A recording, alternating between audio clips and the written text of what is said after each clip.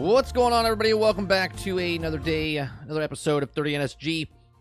On today's show, we're going to be talking about why games are still full of fetch quests in 2024. We were just having a conversation the other day, and then Krebsy posted something in our Discord, so we'll have a conversation about that.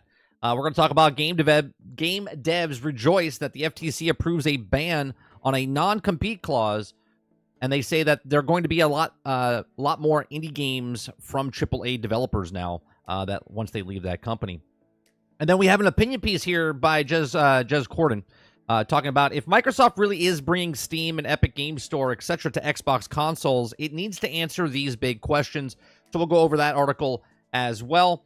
And then we have an article, if we have time to get to it, it's Embracer CEO says, I'm sure I deserve a lot of criticism as it reflects on the company's split three-way of what they did with the companies. If you like what we do here, we do this Monday through Thursday from 10 o'clock in the morning to about noon Eastern. I just covered news stories live on chat, or live on stream, I should say, with chat.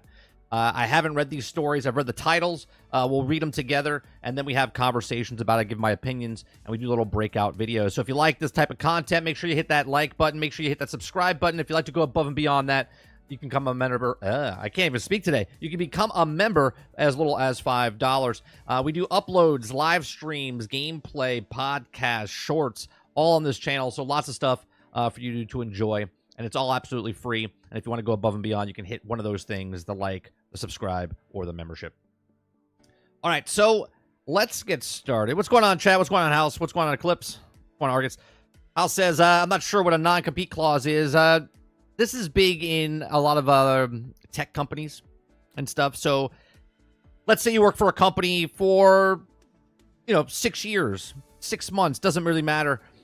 You know a lot of stuff about how the inner workings go. So, for instance, you wouldn't be able to work for Apple and then all of a sudden go over to Google right away, right? You'd be a non-compete clause. So if you knew some trade secrets or something, both companies are making headsets for VR.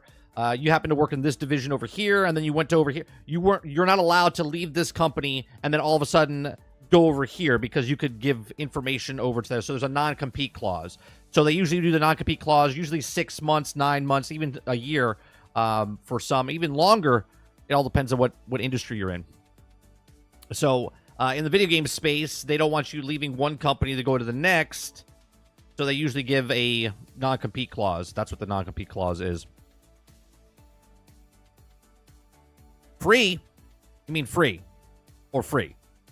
Free? So let's start off. Let's start off with the let's start off with the FTC. Let's start off with the FTC with the non-compete. What's going on, Robert Jones? Okay. So game devs rejoice as the FTC approves a ban on a non-compete clause. There are going to be so many new indie games from AAA devs. So a new existing non-competes will become unforeseeable for the most workers in the United States. Okay, game devs are celebrating a Federal Trade Commission announcement that the new rule, which will ban majority of the non-compete clauses from being enforced in the United States. In theory, it should open doors for developers to move in new companies and potentially work on fresh games far sooner than they might have been able to before. Now, if you are unfamiliar with the term, generally speaking, a non-compete is an agreement which employees can be bound to, which stops them from being able to take a new job after they left the company, if it seems to be compete against the company that they had them agree to the clause. So, for example, if could be prohibited to move to a similar job role in rival company, which is considered to be competitor, or to start your own company up, which could rival the original one. These agreements last for a set amount of time from the employee leaves the company, and they may agreement with, essentially limiting them their employment options until it's over.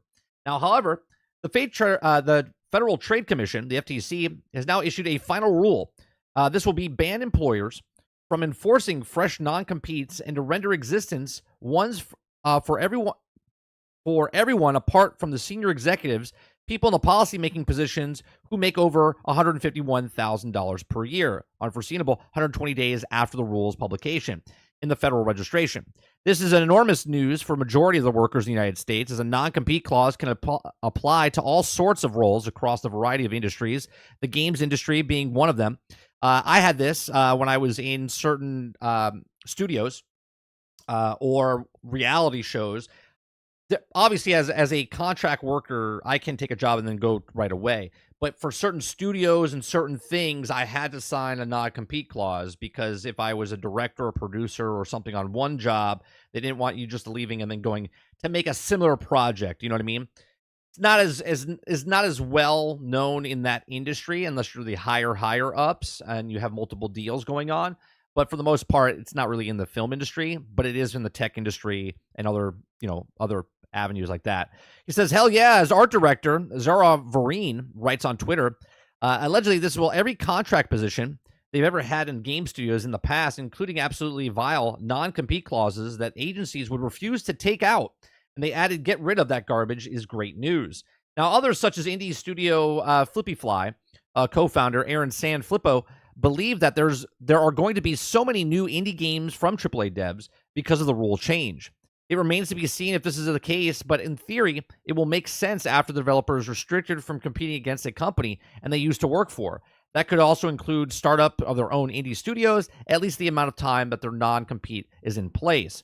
Now, right now, the FTC's ban hasn't been rolled out, so there also come their time before we can expect this to see the impact of the gaming industry. Now, however, at the time of writing this, it seems that there's a positive change for many in the industry, which will certainly be welcome in what is still a rough time and many developers' significant layoffs in the studios across the world continue. So here's my thoughts on this, right? So obviously this is good that you don't have a non-compete clause, but if you're also the business, okay, so let me give you a scenario here, okay? A scenario where, let's say I start a job. I'm a developer. I start making, friends at that job. The studio that we're working for is starting to kind of not like us, or we feel like they're not respecting our time. We're making a BR game, right, for this undisclosed company. And I start making friends, and we're all in cahoots now because we're working overtime. We're working crunch time. We're like, we can do so much better. Why don't they let us do this? Why don't they let us do that? We're like, you know what? Screw this. I'm leaving this company. I'm going on. We should start a company together. And then 3 or 4 people now that don't want to work for this company because they're the man, okay, they just start their own company for freedom. And then they make a game much faster because they know what they're doing. They're not held back by board of directors or anything like this. They're just a small, grungy studio that just started up. They get the startup, they get the money they need, and they start making it, and they compete against that thing. That's going to happen, okay? Now, in the grand scheme of things, this is fantastic for the individuals because you don't want to be held that you're working with this job. They are screwing you over, and you're like, you know what? I want to leave, but you can't work now for 6 months. You can't work for 8 months. You can't work for 9 months until they release that game or until they release something past that point.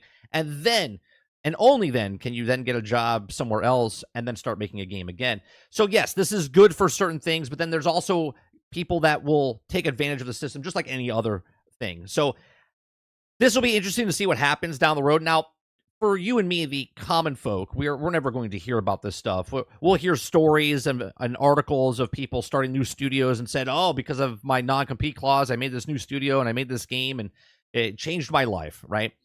But for the most part, behind the scenes, other rules will start putting in place, because if it happens to come out where a company was working on a game and then a bunch of people left that company and then started their own company, and then they made a similar game just like that, and now it's competing against them, you can look at this and say, well, competition is good. But at the same time, stealing someone's ideas and then going on to your own thing to try to beat them to the punch is a completely different thing, right? Because you have insider information. You know what they're working on. You know what they do. You can start picking people from them. Hey, come on, work over for me or whatnot. We're making the same type of game, and we would love your experience.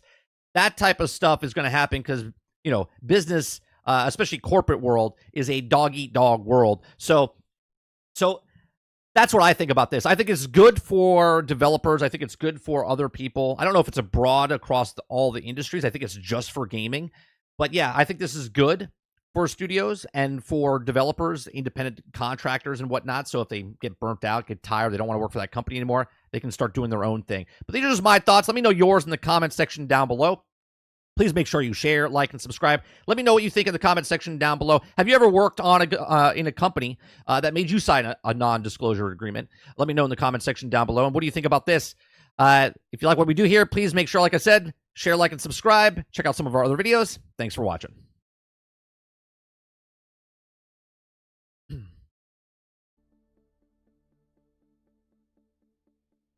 What's going on, Robert Jones? I already said hi to you. Sarge, what's going on? Aunt Jemima. Kylo Green. Good morning. Ron. D-Money. Getting rid of the NCC is both good and bad. I personally think it will be a good thing. I agree, Sarge. Mostly good. Absolutely. I think it's mostly good, and I just kind of gave an example of what could happen to be bad, and then when bad happens, that's when they start making rules for other things, right? We don't have rules in place for the people that are following the things, right? We have rules in place to to try to stop people from doing the bad things. In cahoots, I love me a good cahoots. I'm trying to bring cahoots back, right? It's just like the darker, big companies scrapped the game, so a person left and started making it because they didn't think that the company was going to care. I would not mind leaving those startup developers a tip. True, Bron. They should just make a studio called Tip Studio.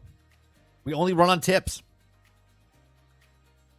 D-Money says, random for chat. Is Fallout 4 next-gen upgrade getting higher quality assets, textures, etc.? I believe it is. We can look that up in a second, D-Money. It's for all industries. I had to sign several. Oh, no. My question, Jones, was it in for all industries? My question was, I don't know if the FTC approves the thing for all industries, like to stop it, or was it just for the gaming industry? That was my question. Sorry.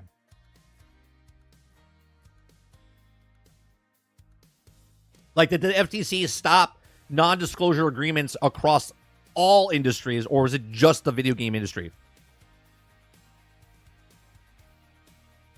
Do you have to sue to get out of a non-compete clause a lot of times? Do you have to sue? I don't know if you can sue. There's a way around it where I know one instance for personal, like not me personally, but through another person, that they signed a non-compete clause and they had to prove that they were getting a job and that the job had nothing to do with the thing they did before. You know what I mean? So like for instance, non-compete clause is you work for a tech company, you're going to another tech company, but that tech company has nothing to do with the tech that you were making over here. If you could prove that and that some people make some phone calls, then you can start getting the job as long as it has nothing to do with the same thing they were doing. Makes sense? And I'm not talking about like you worked for Apple and then all of a sudden you work for McDonald's, you can't get a job at McDonald's. That's not what a non-compete clause is. Non-compete clause is if you're working for a studio or working for a company that has tech and then you're going to another company that has tech, that your position over here is not the same over there. And there's a bunch of hoops and things you have to jump through, because who's to say, you could say, yeah, no, I'm not working on anything like that. And then all of a sudden you know information, right? You know information because you were working with that company or that studio. And within, some companies will pick you up just to use that information to get an upper hand on their competitors. So there's a lot of lawsuits there that could happen, Jax. We should bring cahoots back. Used to be a local strip club in my town. So do you want the word cahoots back, or do you want cahoots, the club, to come back? Because I'm good for either. I would be okay. I don't even live where you live. Approved for all industries, in my understanding. Okay. Because the article doesn't say, it just says, exists non-compete clause will become unforeseeable for the most workers in the United States. I didn't know if it was studios. Now it's been a new rule will ban a majority of the non-compete clauses from being enforced in the United States. So I guess it is a blanket, like across anything. See, that's going to be, if we're talking about video games, not such a big deal. But if we're talking about, for instance, let's take Apple and Facebook, or I'm sorry, Meta, okay? Someone's working on a headset for Meta Quest, and all of a sudden Apple picks that person, right? They would sign a non-compete clause, and they said, oh, you can't work for Apple, or you can't work for any other company like Amazon because of the trade secrets that you know. And they're like, oh, well, now it's free. Now they can go. This is going to be interesting to see what happens here for the other type of companies, not for studios, not for game developers and stuff like that.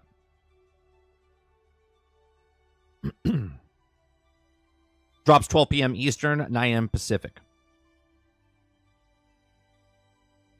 Didn't think how it related to games until today. So in 2 hours, never played before, so I can't wait to jump in. I downloaded it last night, Fallout 4, right after I got off stream. I just booted it up for a second. Man, it still looks good. It still looks great. And that's before the updates and whatever else. Let me look up what they're actually doing for...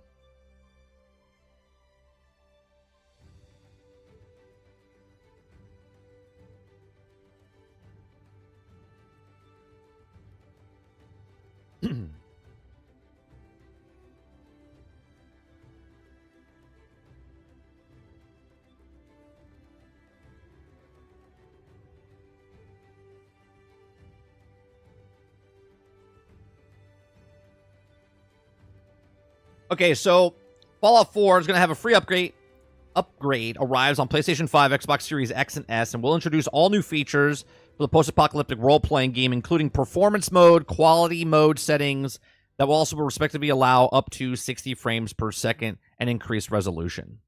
And there's a bunch of other stuff they're doing as well.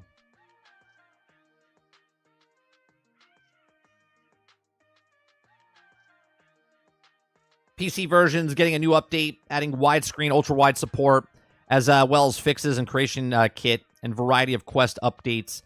Japanese and Chinese language players would also find Bethesda login issues have been resolved. Let's see what else. In addition to the free technical updates, the game will also receive a free Creation Club content, such as the Enclave Remnants, which brings a pre-war Cabal Enclave into the campaign, as well as the adds and Enclave items like weapons and armor skins.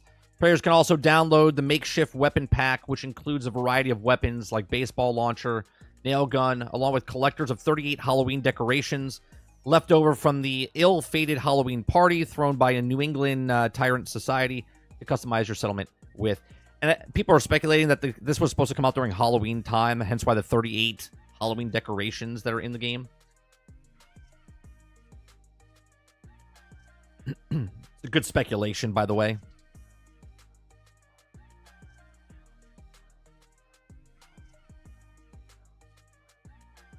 The club, they got busted for doing just a little bit of prostitution on the side. Just a little bit.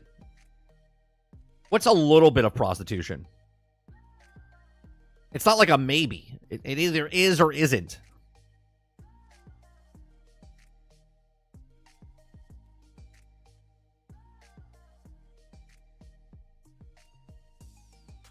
Should I be taking screenshots, but before and after? I mean, you can turn it on right now. Someone's going to do that, Sarge. You shouldn't have to do anything. I'm sure Digital Foundry or someone's going to do stuff like that. What's going on, Travis?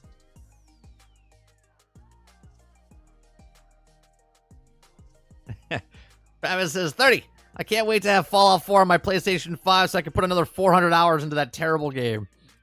I can't get into Fallout 4. I've tried so many times, and every time I get into the settlement part, it turns me off. Last night, I turned it on. I had 3 days into my character, right? In like real life days, 3 days into the character. I started playing again. It felt good, but at the same time, I'll admit, right? I think I'm going to start a new character when we play. We might play next week on stream. As I was playing, I was like, I kind of like Fallout 76. I like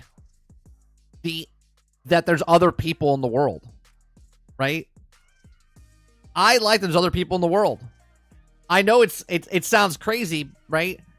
But I like that I could play with 1, 2, 3, 16, right? We could all go somewhere and like do a mission together or do a raid or whatever.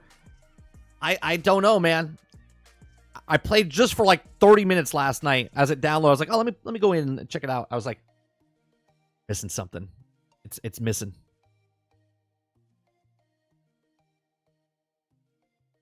I didn't do any settlement stuff. Pretty slow until you get the Diamond City, in my opinion.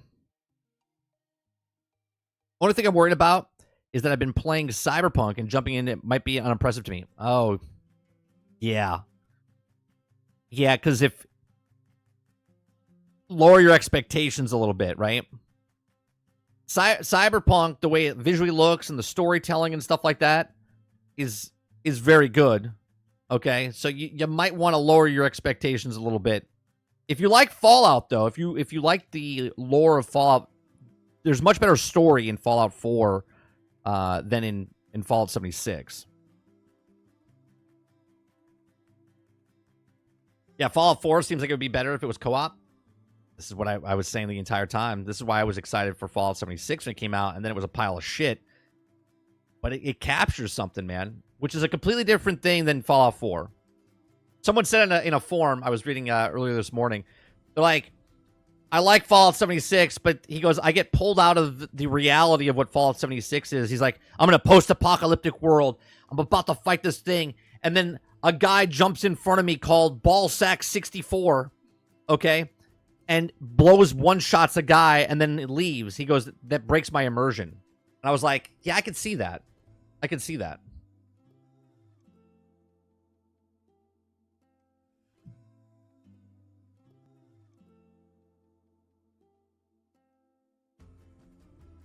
Just remember, it's a Bethesda game. Don't think it's going to change the world. That's right.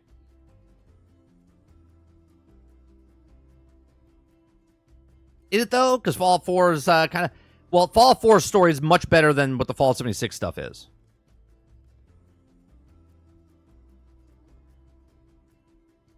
Man, imagine Cyberpunk, but in a Fallout universe.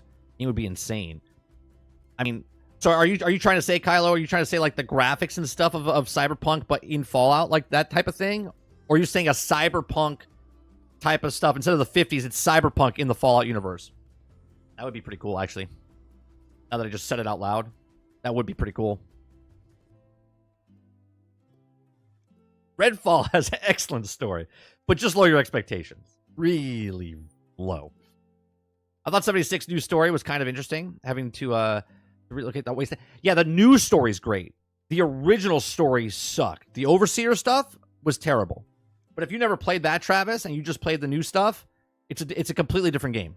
Well, completely different story.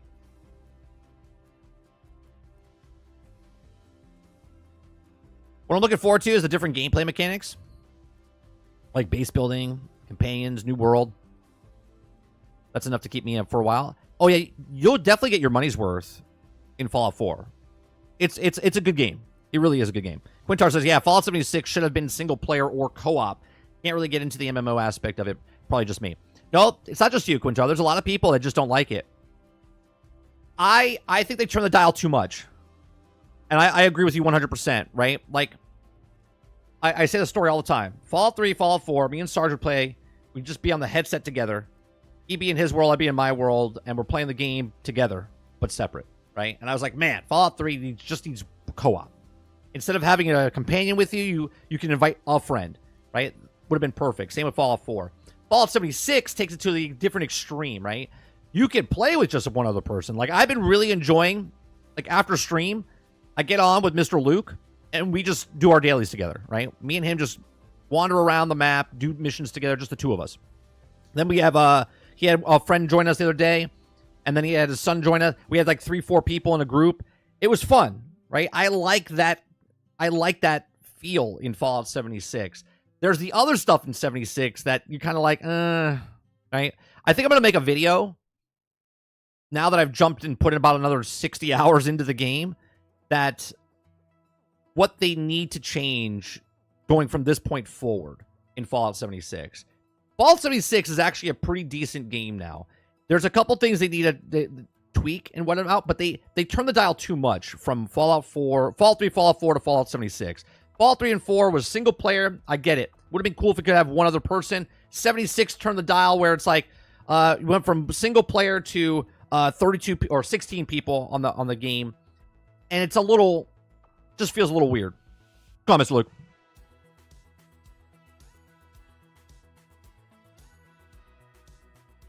I would have been okay if 76 was just 2-player.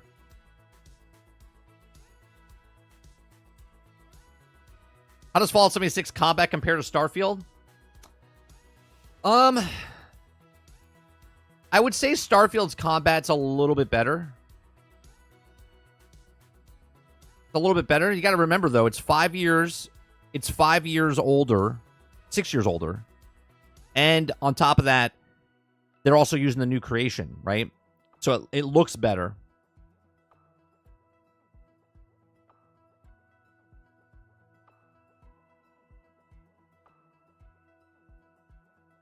Did your son find his armadillos because it was playing it and they popped right in front of me? Oh, yeah. He's super excited, Sarge.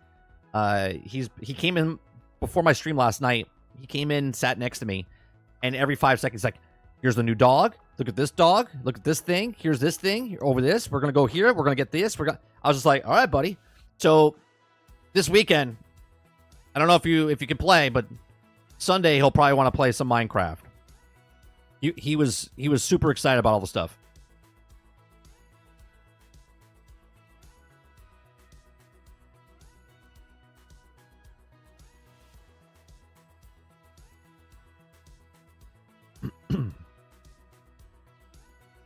Starfield combat is so good. I don't care what people say. It's the best combat they've had. I really like Starfield. I'll tell you what. Out of all the games, and I know I'm crazy about this because I'm the minority. Okay. But my favorite game last year, I mean, that I really enjoyed and going about was Starfield. And then right now I'm enjoying Fallout 76. I like Bethesda games, man. I don't like the jankiness of it, but I like what you can do in the games. Right? Sure, Starfield is not as free flowing and do what I want like in Baldur's Gate 3, but at the same time, there's just something about their games, man, that, and I know it's not for everybody, but I absolutely love Bethesda games.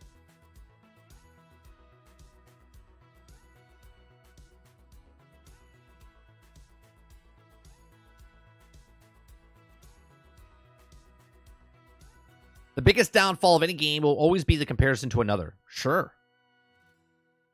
I look at what Starfield is now, right? And go, it was a pretty damn good game. And then look at what Skyrim was, and look what Skyrim is now, right? Skyrim still stands the time. Fallout 76 is a better game because it's an online game. They've improved it over time. They still have another 5-year plan. Okay? They have 5 years planned out more for Fallout 76. That's pretty exciting if you're a Fallout 76 fan. You know that you have 5 more years, and the game's like rejuvenated.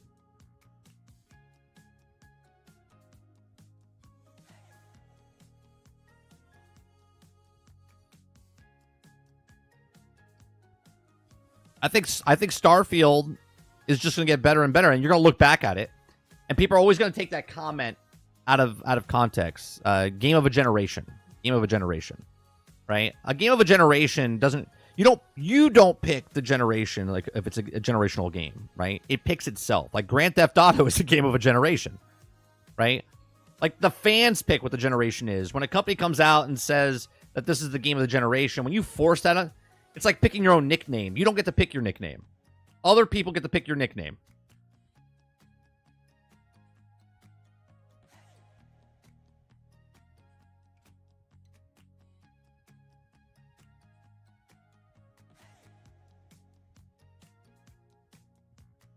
I mean, right now, the fanboys of Xbox and PlayStation, they're going at it again, right? Because of this score of Metacritic score, I think of Stellar Blade's an 82, 83.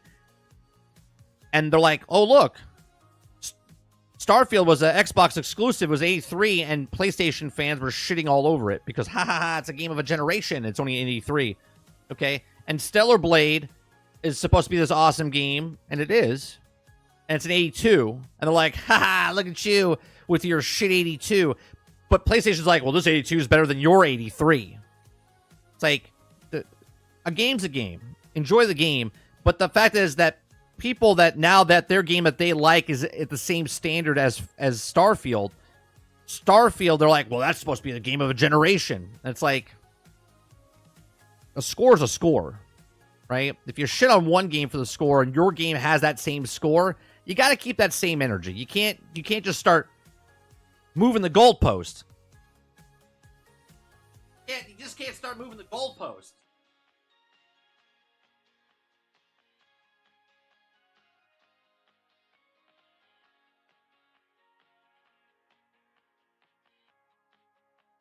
Right? You got to keep the same energy. Like water comes in all the time and says, lower than a 90, trash game, right? It's just fun. It's silly because anytime someone has a game that's below a 90, everyone's like, bro, it's a trash game.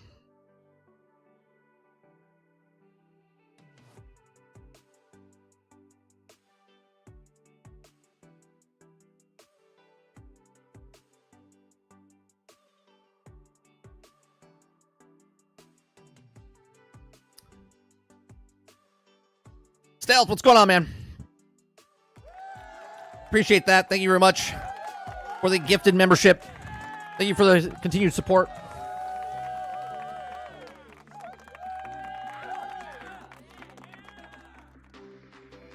Thanks for becoming a member. I really got to put that. You know what? I think I can make it louder. Hold on one second. Proud.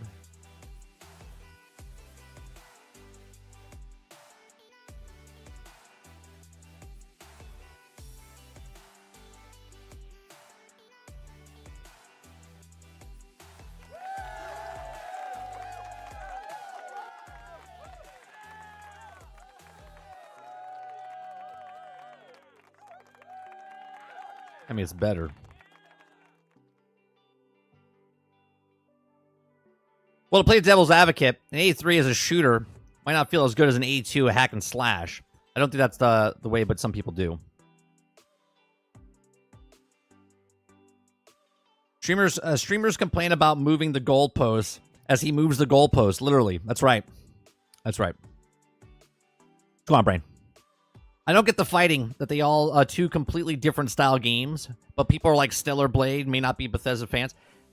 That's what I'm saying, Rose. It's just stupid, right? They're like, oh, well, your game got an 83, and then this one gets an 83, and they're like, no, this game is just awesome. It's like, well, of course, anyone that likes the game is going to like the game that they like. Nobody cares. I don't care that it got an 83. I still enjoyed the game. What's up with Final Fantasy Rebirth? Selling at half of what Remake did. What happened to Sony, guys? Buying games. Yeah, I mean, there's that too.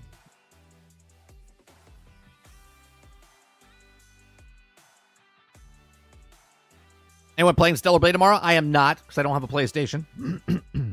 I hope everyone that does play it enjoys it. I mean, they have hell of a good cosmetic. Let me show you some of these cosmetic.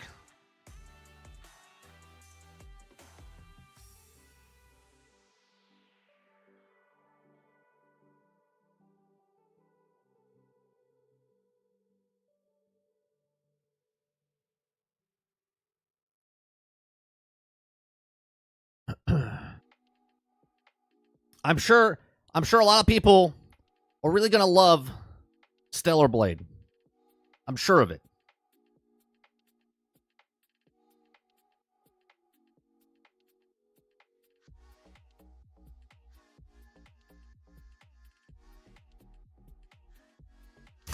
Water comes in Jesus. Is that Jesus? Did you see Jesus in there? Let me see.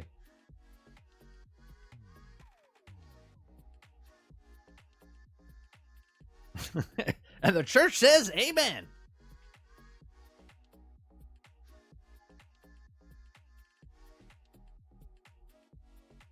Did you download the Fallout 4 next gen update? I downloaded the game last night. I don't know if the update. Let me turn it on now.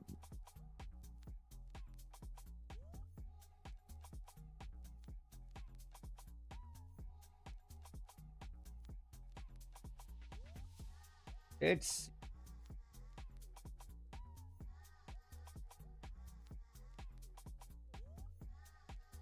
it doesn't. Oh, there it is. Update.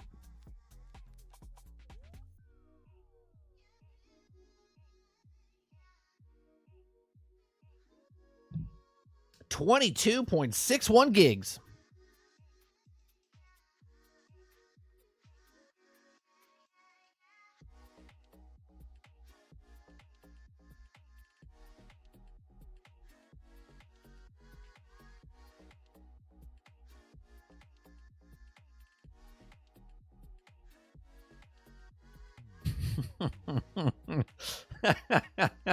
And Dente says, I'm playing Stellar Blade for the plot. Oh.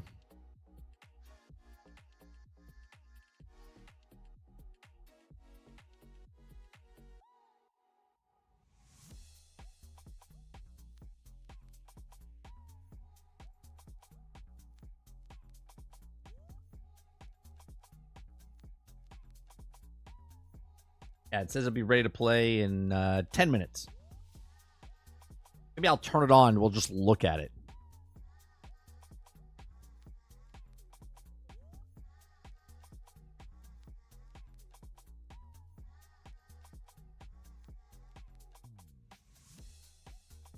All right. Let's go to the next story. We had a conversation the other day.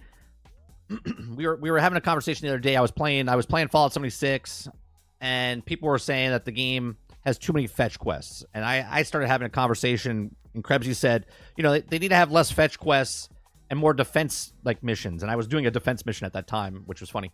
But all things in video games are disguised differently, but they're all technically fetch quests, right? Doesn't matter if it's you talk to an NPC and they go, "Hey, I need you to go find my little brother." And you're like, "Okay, I'm gonna go do that." And then you go find that little brother, and then you bring him back, right? And they're like, we have a report of a guy taking over this town, and we need you to take him out. And we're like, "Okay." And then you go from point A to point B, and you go take out that guy, and then you come back, okay?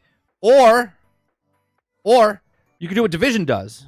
Division and Division 2, what they did was they said, "Hey, I need you to go to the southwest corner, and I need you to find out what's going on there." And you go there, and you kill a bunch of people, and then you find a transcription. That transcription says, "Oh, they moved to the north." And then you go to the north part, and then you kill someone else, and you're like, "We found some more information. They're south." And then you go south, and then when you finally get there, you kill the boss, and then you bring it back, which is a long-gated fetch quest. They're all fetch quests. The difference between a fetch quest that's boring and a fetch quest that's not boring is the story behind that fetch quest. Okay? Once you see the guy behind the curtain, right? Once you see that wizard behind the curtain, it's no longer the Wizard of Oz anymore. It's just a guy behind the curtain. He's not a great, powerful wizard. It's not the greatest game ever made. It's a game and you're like, "Oh man, this is a fetch quest." Okay? They're all fetch quests, as Sarge says. Yes. Every quest is a fetch quest. You had to walk everywhere. That's right. That's right. And people are like, "No, just gotta," like, I would like someone to explain to me, give me a non-fetch quest.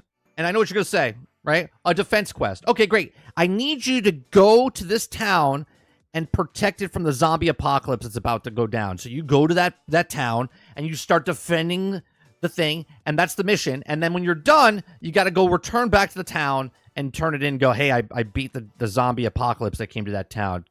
Thank you. Here's your money," right? Here's your credits, right? That's a fetch quest, right? They're all fetch quests with different variations of things to fool you in thinking that it is not a fetch quest. So now we have this article, okay? We have this article. Why games are still full of fetch quests in 2024. They'll always be full of fetch quests. Always be full with fetch quests. Okay, in 2024, shouldn't we stop trying to make fetch happen? Okay, it says, "I have a high tolerance for fetch quests. And Genshin Impact wants me to exterminate the same group of over and over, search for vigilant, obsessive NPCs, lost sword, then I'll do it. Okay, I've got time to kill. But if an RPG jams that kind of drudged front center into my main storyline, it sends me down a long, tedious quest line, which is the reward pushed to a very end. Even I start to think, is this really the best they could have come up with?" But see, in that one little sentence, if it's a side quest and it's a fetch quest, it's fine. But if it's a main story fetch quest, which they are, okay, he notices it because the story wasn't good, so he noticed it was a fetch quest. Okay, so fetch quests, which have earned a reputation as the lowest form of RPG side quests, typically involve finding them to bring them back to a recipient. Okay, the particularly bad ones make you run from area to area between lines of filler dialogue, compounding a boring objective with a limp justification for doing it. They all do that. They all do the same thing. Okay, so at the heart, almost every quest is go get a thing, go kill a person. Avowed game director Charlie Patel said in a recent interview with PC Gamer, "When quests fall flat, it's just because there's not enough interest in what you're doing." Hallelujah. Okay, and that's exactly right. All quests are fetch quests, but if they're disguised better because of the storytelling, because of the art style, because of the level design. Everything works together, okay? When you start to notice certain things, it's because the things are not gelling, okay? So last year, One Piece Odyssey, I did entirely too many errands for NPCs in the desert town of Albatross. Okay, each of them telling me that I thought of to ask another guy or for a key, and I need to progress in the story. Okay, Star Rail, a game I publicly love, also dragged me through the fetch quests. Okay, to the museum event. It was also a chore besides handsome rewards. I trade that bounty for quests that make more for me, and then the fast traveling somewhere, walking for 30 seconds and pressing one button. It's possible for fetch quests to come across as an honest attempt to tell a real story, but too often they fall short if they're trying at all. Patel says that even if it's a fetch quest at heart, a quest should have some moment where your expectations change or something surprises you and things that get more complicated. He says, quote, if it really is to go pick up this thing and then bring it back, you're just missing something. Okay, right. If it says go pick up 5 things and then bring it back, that's not storytelling. That's, you just need to pick up 5 things, okay?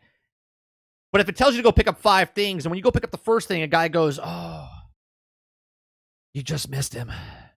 He just left. You could go find him over in this town, right? Which does so many different things, right? Because if it's early on in the game, you're doing this quest to find this variant. And then this variant tells you, hey, go look for this town, which is north, which makes you explore the map. And maybe you'll find something along the way between points B and C before you get to your next location where you have to collect the thing from the guy. And the guy left town again. And you're like, oh, you just missed him. He just went to the next town. He said something about a missing person. You're like, all right, cool, a missing person, right? That is storytelling as it goes. And it brings you through the map and it brings you through the stuff.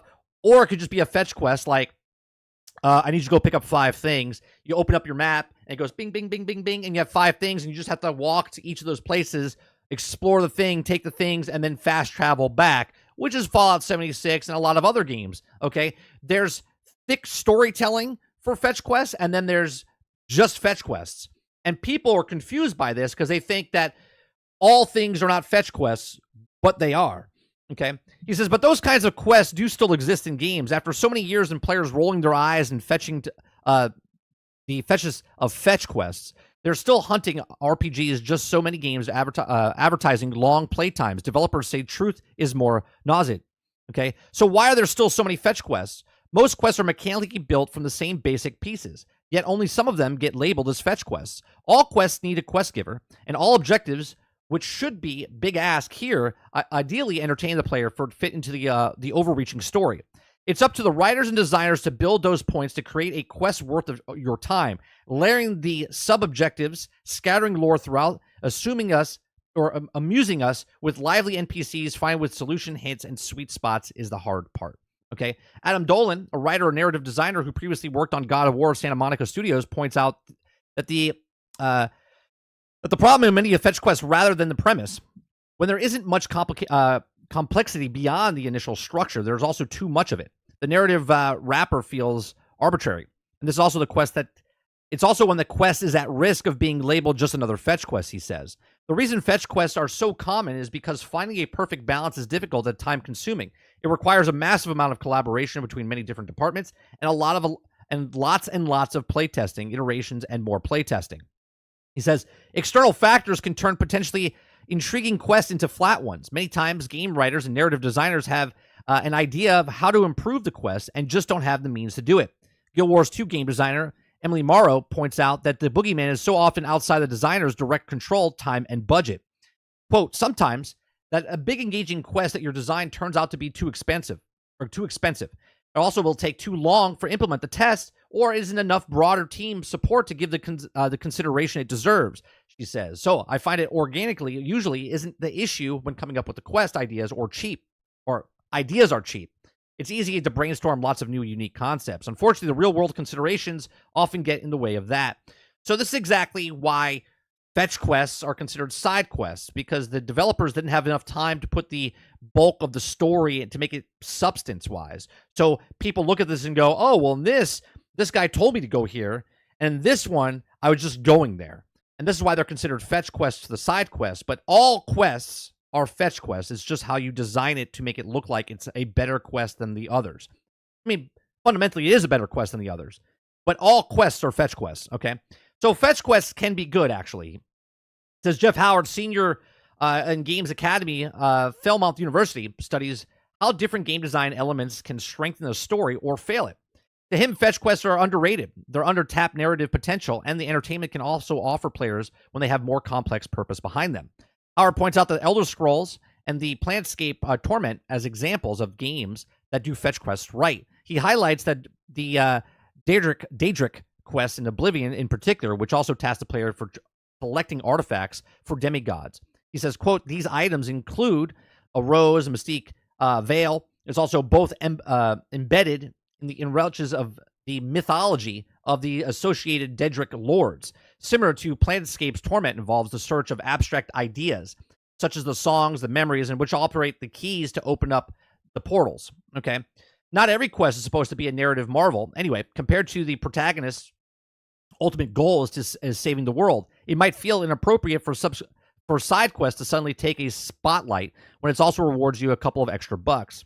He says, quote, not every quest in the game, particularly as a large game, like an open world adventure game for MMO, needs to be a wholly original or showstopper, Emily Morrow says. Having a good mix of simple and complex quests gives players a variety of activities, and particularly in regards of these special level experiences. She also points out that the fetch quests can also even be necessary for the overall health of the game. Fetch quests are a way to acquaint new players with game mechanics and give existing players a moment of breath between big beats, and can also help make the world feel more vibrant and active, and they can also adjust it to fit about the story setting. Done well, the quests don't just feel like a chore, it also feels like straightforward. It says Alo hunting raccoons for specific bone pelts as purely functional reward, better equipment, says Dolan, using his time working in Horizon Zero Dawn to highlight the smaller fetch quests can be effective. The emotions to feel as a player when completing the quest is different from, say, one cinematic or dialogue interesting of an NPC, but the feeling of the final finding of the damn raccoon bone is getting a bigger ammo bag is still a positive feeling. Adding a quest giver cinematic, a ton dialogue is a simple fetch quest is overkill. That's exactly right, but still a fetch quest. He says avoiding just another fetch quest. So when and how does it keep good fetch quests that don't set a busy work for players' heads? He says, quote, I try to ask myself the purpose, does a particular type of quest serve here? Is it meant to be a big moment, or is it okay that it's just more of a side activity in the way the player is to grind, says Morrow. The answers to these questions play a big part of what quests ultimately be. In short, players just need a good reason to want to finish a quest. It says, quote, if I'm working on a fetch quest or something and it has potential to feel tedious, I try to insert something else that makes it interesting or unique. It could also be funny character, familiar item, or setting used to be in new ways engaging dialogue. He says a bad fetch quest is one of the feeling pointless of the waste of time, says Dolan. Okay, if you're doing to ask your player spent their time and to fetch something, ask yourself, why would a player do this? If there isn't an answer besides experience points and gold, then there's no emotional investment, which then becomes a side fetch quest. Okay. His advice for junior devs is to give your quest giver some personality, imbue them with the fetching of the personal story, and lean your themes for inspiration. Okay, weaving the world building of character development into the quest can also turn something into a fetch quest by definition into a meaningful story. Dolan looks back on the anatomy of hope from God of War, and when designers gave the simple description that they needed to write into the quest while exploring the Lake of Nine, Kratos and Atreus encounter a spirit who asks the collector his lover bones so she can give final rest in peace. Once you return all the bones, then they turn into a powerful revenant of you have to fight. Right? So, still a fetch quest. Go collect these bones, but then they make it into something else. Okay? So, again, I'll repeat it again and again. All quests are fetch quests, but a good fetch quest and a bad fetch quest are with story, with meaning, with a bunch of stuff, but they're all fetch quests. He says, I've been conditioned by Matt Sophis, a narrative director. He says, to always answer the question, why would Kratos agree to do this? The strongest answer is usually to teach Atreus a lesson. I thought having the spirit promise a reunion with the recently deceased Fae, a strong motivation for Atreus. But Kratos knows from the experience of the bogus, so the lesson became let the kid burn his hand on the stove. So it also gave the rare opportunity for let Kratos and Atreus talk openly about the grief after collecting a bone, boating to the next location. This is why I like playing the main story quests, and once I'm done with the main storyline, I'll go back and play the rest of the game. Now, obviously, I like Starfield. Starfield has a better side fetch quest, which is the, Crimson Fleet mission. That's a much better, okay, that's a side quest, but yet that's a better story than the main story in my opinion. Okay, so whoever were the writers and stuff that worked on that section did a phenomenal job. Okay, that could have been the main story, and that would have been better. Okay, so a bit of the game received care needed to nurture something that fetch quest is a core into the meaningful moment. There's also a personal experience in the center. Creating Dolan, same kind of emotional investment and hopes to invoke its players. He wrote the quest is not long after the father died in 2016 and was processing his grief while Kratos and Atreus were processing theirs. Authenticity resonates with audiences. Don't be afraid to mine your own personal experiences and inspiration, he says. Okay. So, again, fetch quests are fetch quests, and all quests are fetch quests. What makes a good fetch quest and what makes a bad fetch quest is the exact team. You can have the best people on the team. I'll use a sports analogy here. You got the best players, the best coaching staff, but something just doesn't gel with them. You just have a high-budget team. They make it to the playoffs. They just don't win the championship, okay? They're still a basketball team. They're still winning games, okay? All quests are fetch quests. But if you have a good team that gels together and they set the narrative around the story design, where to go, where it is in the map, everything, the editing, the music, all the stuff combined, you don't think of it as a fetch quest. You think of it as, man, that's a really good story. I really like that. And then it no longer becomes a fetch quest. It becomes the main line. But all quests are fetch quests. These are my thoughts. Let me know yours in the comment section down below. What do you think of fetch quests? Are there some games that you just think that, oh, yeah, there's no fetch quest in there, but then you kind of think about it and you're like, wait a minute, they're all fetch quests, okay? Because they are. Let me know in the comment section down below. Please make sure you share, like, and subscribe. And if you like what I do here, please make sure you check out some of our other videos. Thanks for watching.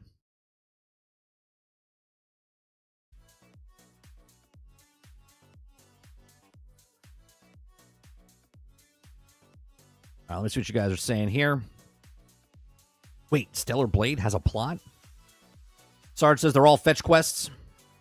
Every quest is a fetch quest if you have to walk anywhere. Plus, let's be honest, most people need fetch quests because it can't handle complex tasks. D-Money says, sounds like Suicide Squad.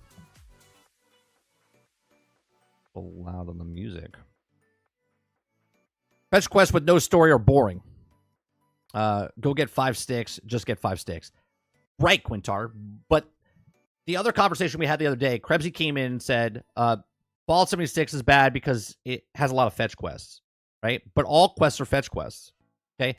There's a difference between somebody not liking a quest and then saying that it needs to have different quests. All things is go from A to B, kill B, collect things from B, go from B to C, collect things at C, go back to A, right? Kill a thing, come back.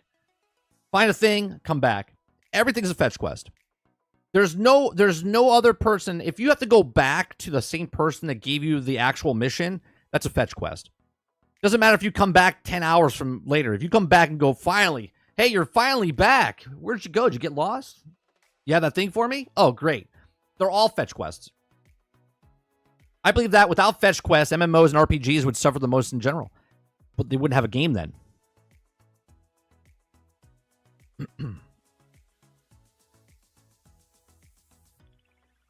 Travis says, hey, chat, you ever had a game that's where you like, why isn't Nathan using an axe? Oh, right. That's Tomb Raider. I got my controls mixed up. What's going on, Mo? Love how a lot of what he's talking about are free-to-plays. It's every game, though, Travis. It's not even free-to-play games. Lazy mission design is an epidemic. Dante says the Final Fantasy remake is overwhelming with the fetch quests. I'm trying to 100% the map, but it's also, oh my god, why are there so many such big ass maps? Well, that goes into a completely different conversation, right? There's 500 and something quests inside Fallout 76. Okay, you don't have to do all of those to complete the game. But if you like the game, there's plenty of stuff to do in that game. Same with Valhalla, same with Final Fantasy. More time you spend in their games, they keep you from playing other games. Where if there's microtransactions in any of those games, right? Now, I don't know if there's microtransactions in Final Fantasy, but if they can keep you from playing someone else's game, that's the goal.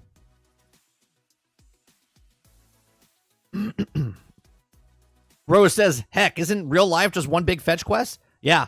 I got to get up. And my wife, the quest giver, says, you got to get the kid ready for school. And I'm like, okay.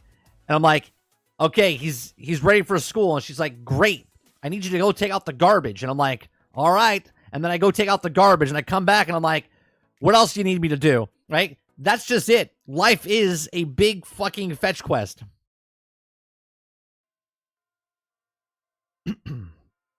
Fetch quest simulator needs to be made immediately, please.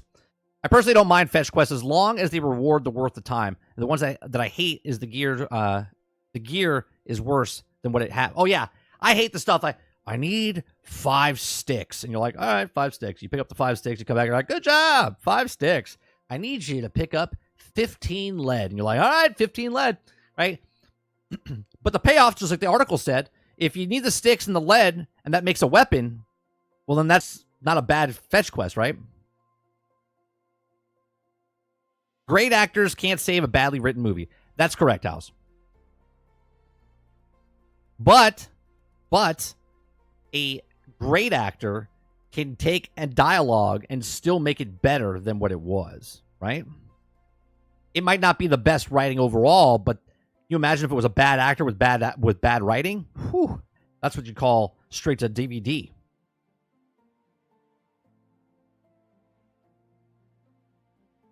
All quests are fetch quests, just like all games are repetitive. That's right, because games in general, games, right?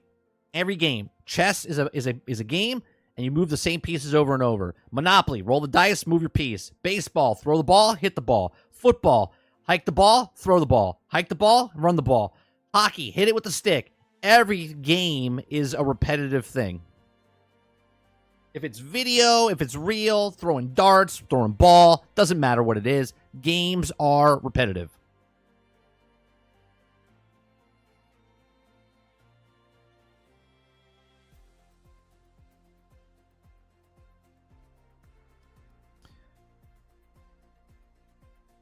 Power does fetch quests well. Well, Power does fetch quests, if you're saying does well, because you need to go collect these things and then you unlock a new thing for your camp. Right? Come on, Roadkill. I'm a big checklist completion and progression enjoyer. I like knowing I'm slowly subtracting more and more from the game that I have left to do. Only fetch quests I don't like are the ones that don't... yeah, when you have nothing... When it brings nothing to the table. So, here's the thing that I don't like about Fallout 76, right? In Fallout 76... a fetch quest is on the daily or weekly or your here I can let me bring it up.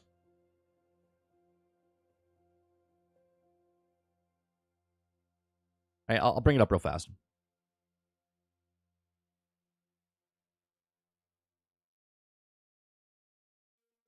Fallout 76 has lots and lots of bad fetch quests. They're all fetch quests. So let's just call them quests from now on. A lot of the quests in games can be better. Okay?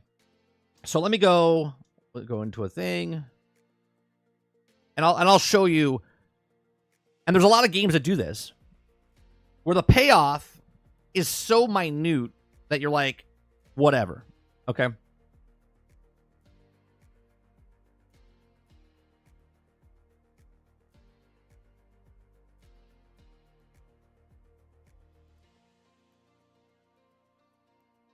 Let's go to combat. All right. Let me bring this up on the screen.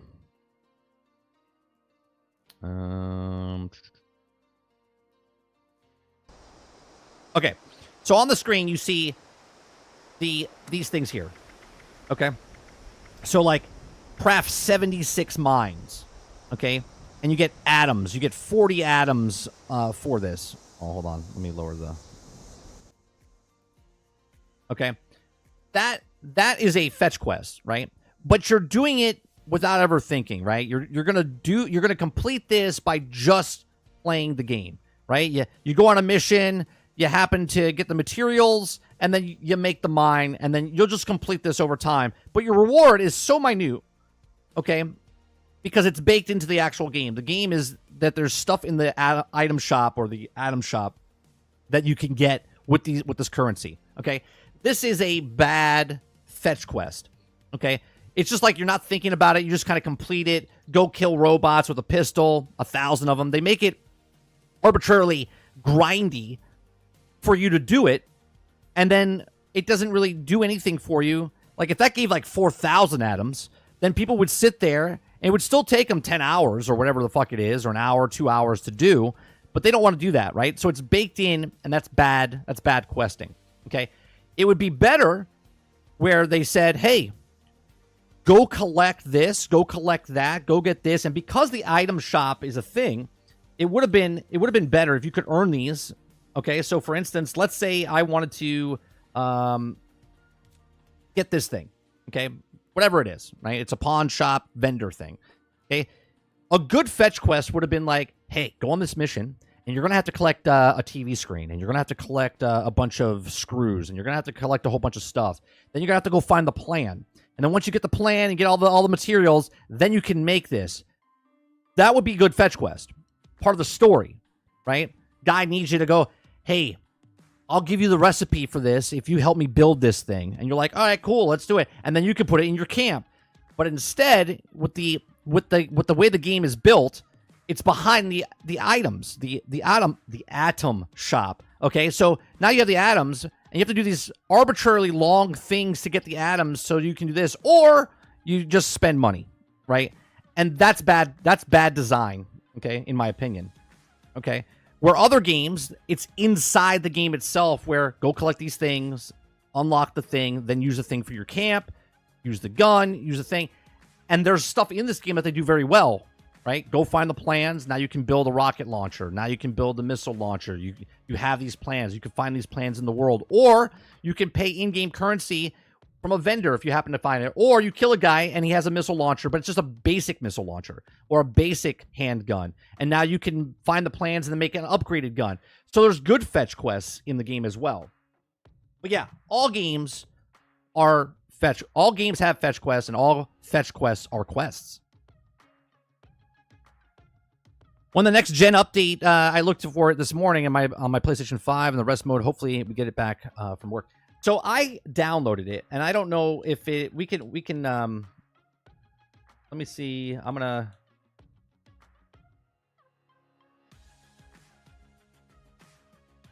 my games. I'm gonna boot up Fallout 4 right now to see if it's working.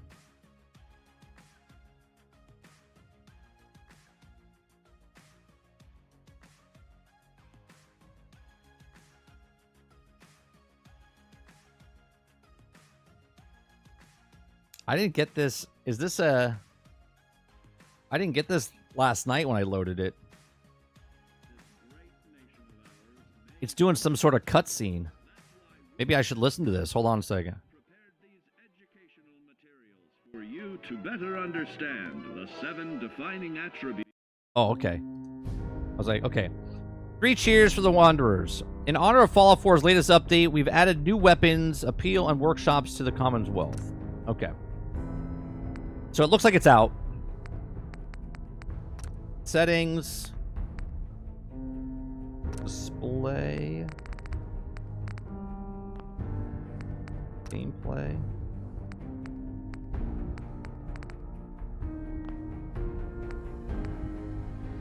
Is it out? I mean, I don't know.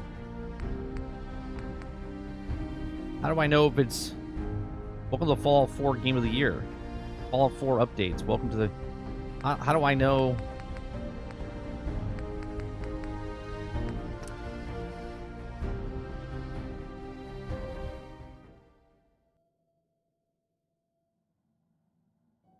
Yeah, they put it in here.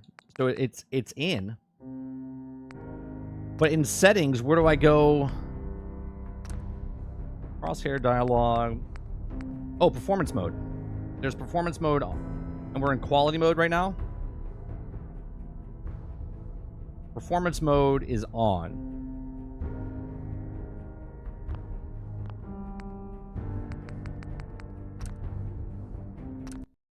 All right, let's check it out for a second.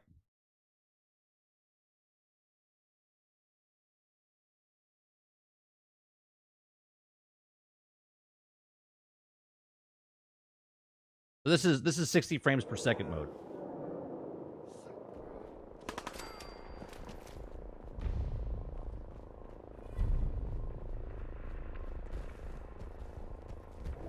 There I go. Here. Here's my buddy. This is my save that's 9 years old.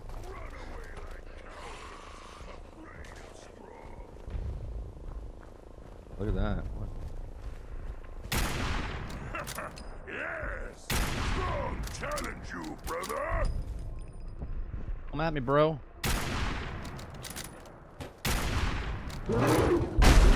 Ow! You think that hurts strong?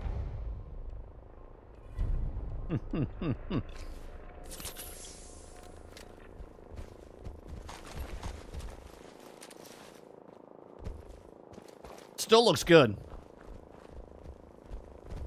Still looks good.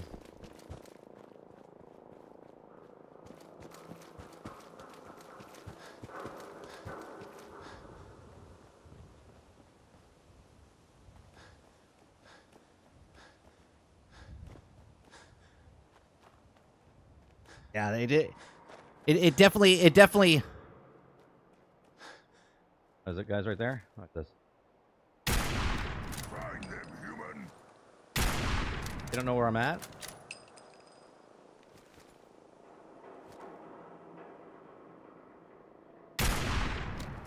Missed. I'm playing. I'm playing like I'm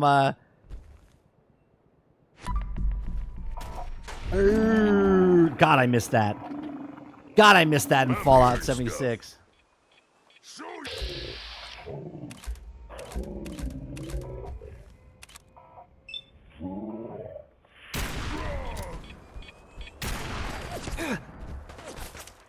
Gonna splatter your brain.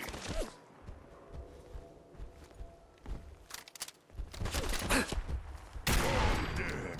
Strong is winner. So good.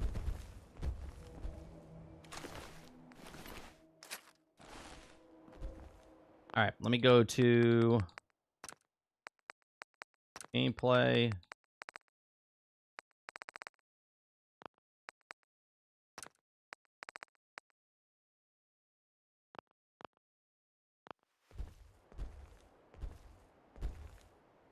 So this is quality mode now. I gotta get to something that's more quality mode.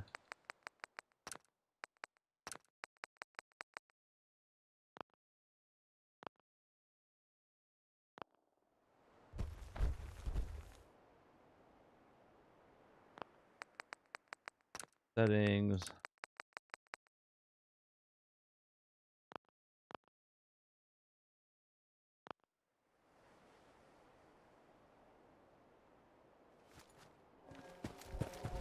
It does look pretty.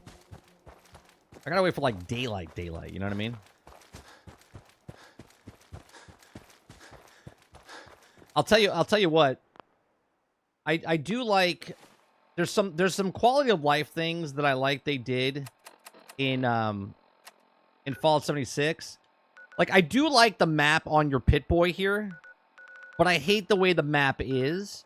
I wish they used the map on the Pit-Boy inside the game.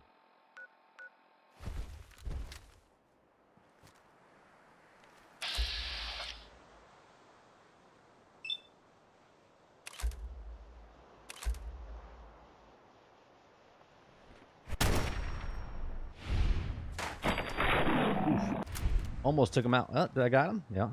You down?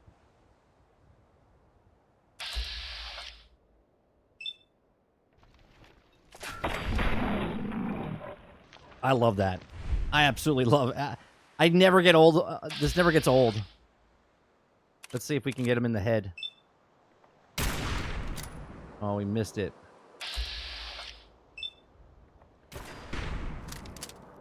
What? Who's there? Get him.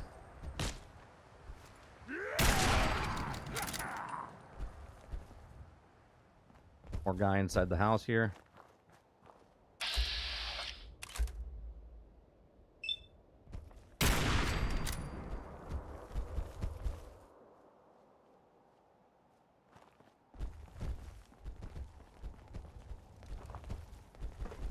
I wonder if I can get him. Come here. Over here. Hey, Need strong to smash something. over here. Okay. Get this lighting on his face. All right, so we're in performance mode. Now we're in quality mode. No, now we're in performance mode. We were in quality mode.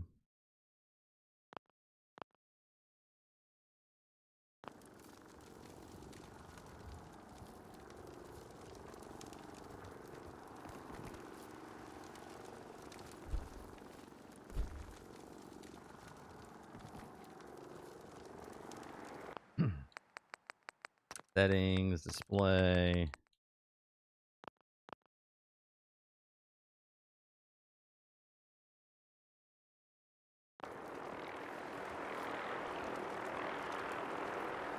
Yeah, it does look good. And now you're hooked, Dirty. I love VATS. I love VATS. VATS is just auto aim in Fallout 76. But I absolutely love it. I love the Fallout 70 Fallout. Oh, all right. All right. Wanna...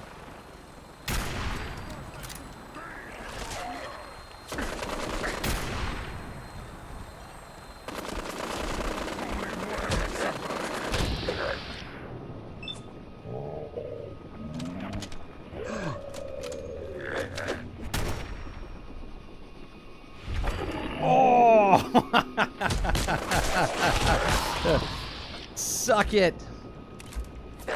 Oh, this guy's.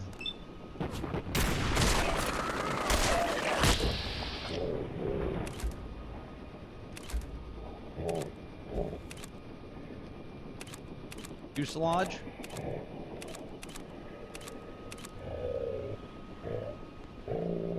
Who's flying the ship right now? Who's flying it? I killed the guy in the pilot's seat.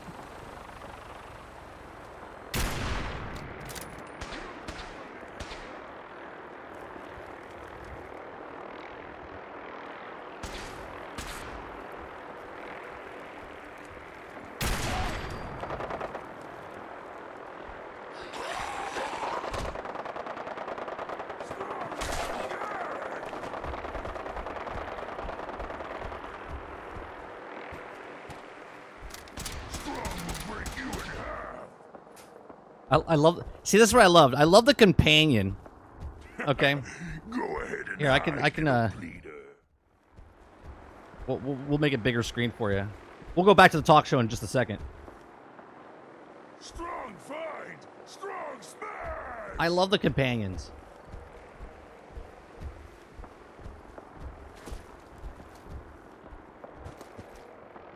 Get them, human. Smash them, crush them, kill them. I love that I just murdered the guy inside the vehicle.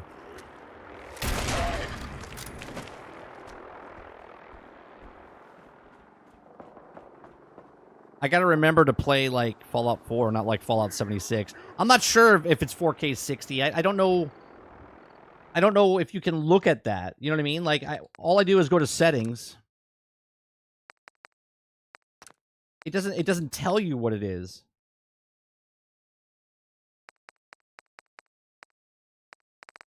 It just says performance or quality. Or, I'm sorry, performance mode off or on. I wonder if there's... what kind of mods they have. No content found. Of course. They broke it.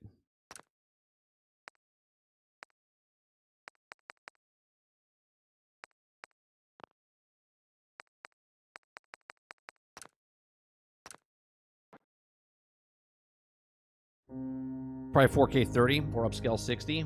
Yeah, I'm not sure. Where would they...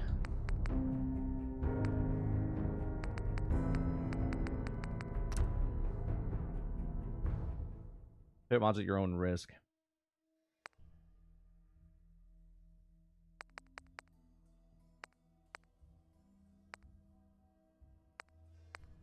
So much stuff that you can add. We'll have to look at this later. Get all these not installed. They have all those DLCs. Good stuff. We'll have to check it out a little bit later. Let me cut that off. All right, so let's go back to stories. I'm using a television set. I forget what the hell the model is. It's a 52-inch 4K LG. I forget what the hell model number it is. I'm not using a monitor.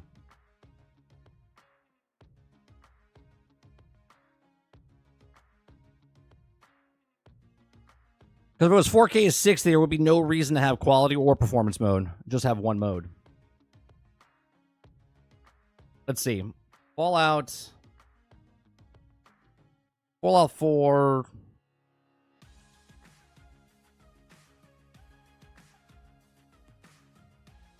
Performance mode.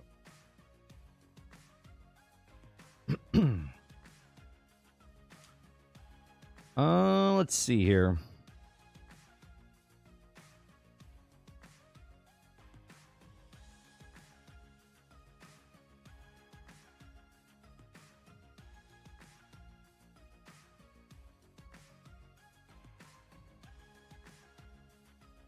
Next gen includes native applications of the console, performance mode, and quality mode settings, as well as stability improvements and fixes. This means that the game will be playable up to 60 frames per second with an increased resolution. It doesn't say...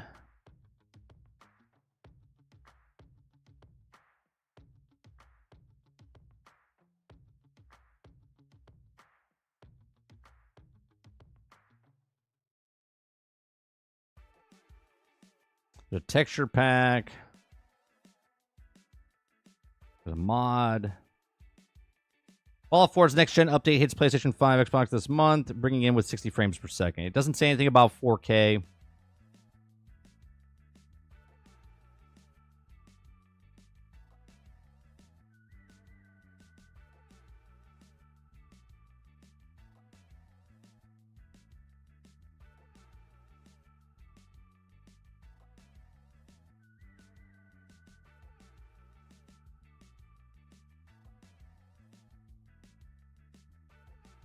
Okay, here it says, dug this up, text sheet, native PlayStation 5, Xbox Series X includes performance and quality mode options. Performance mode is 60 frames per second target. 4K resolution, standard settings rely on dynamic resolution scaling. Quality mode is 30 frames per second, 4K resolution, ultra settings, should not require dynamic resolution scaling. When connected to a 120 hertz display, quality mode will target 40 frames per second. And when connected to a 1440p, the title will run at 1440 resolution at 60 frames with ultra settings regardless of rendering mode. So, I'm assuming that's for the PC specs.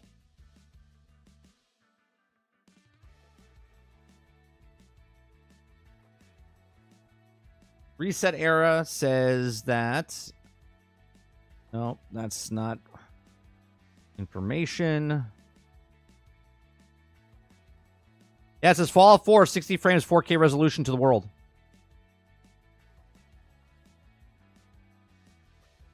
Nope. Yeah, next gen update is coming. Fallout 4, 60 frames, 4K resolution.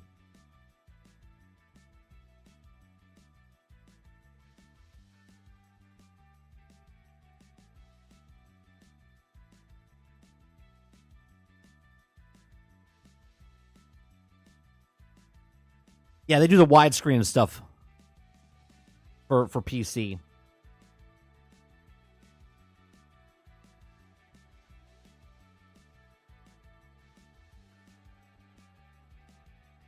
And this was 14 minutes ago on this form. Dug up the dirt. PlayStation 5 separate SKU. Xbox One is updated. Native on the PlayStation 5, Xbox Series X, 60 frames per second, targeted 4K resolution. Quality mode is 30 frames per second, 4K resolution.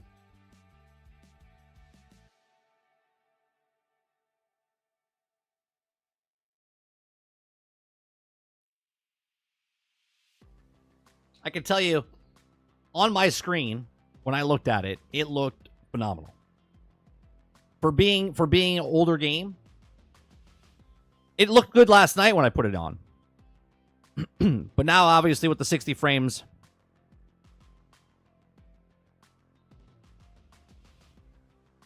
Series S will be able to do it. Series S will be able to do it. Well, actually, it won't be able to do the 4K 60. Yeah, no, it's yeah. You can do it through the cloud, though. Do it through the cloud. They had to do Fallout like they did Skyrim. In the cloud.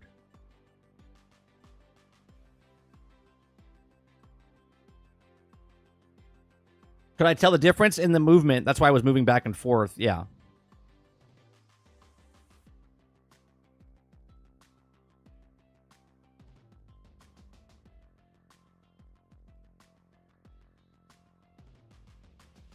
Yeah, we'll probably jump back into that next week. We'll play a little bit. I'll be honest, though. Like I said earlier in the show, I'm more hooked on 76 than I am to go back to Fallout. Because I want to play with somebody.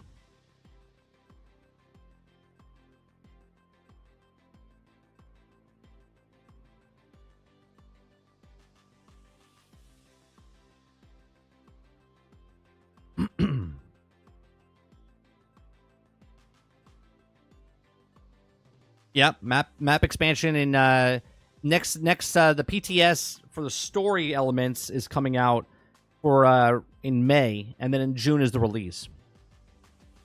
Which is why I think they should have done weekly episodic episodes for the Fallout show leading up to the expansion for 76, even though it's not part of the show.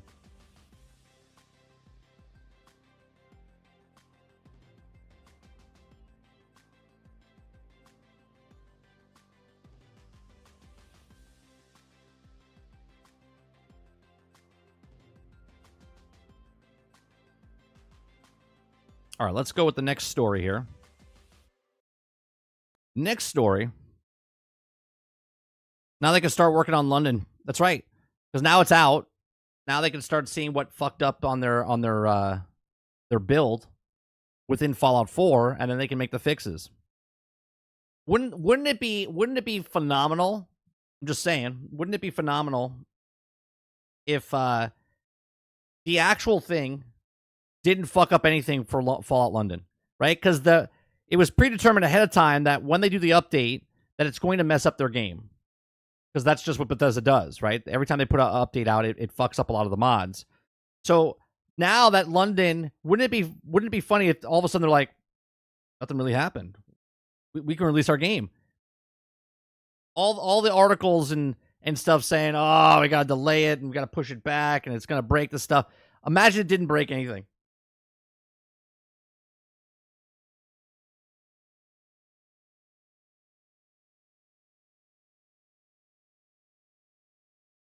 I'm starting a ATV, really long black load screen.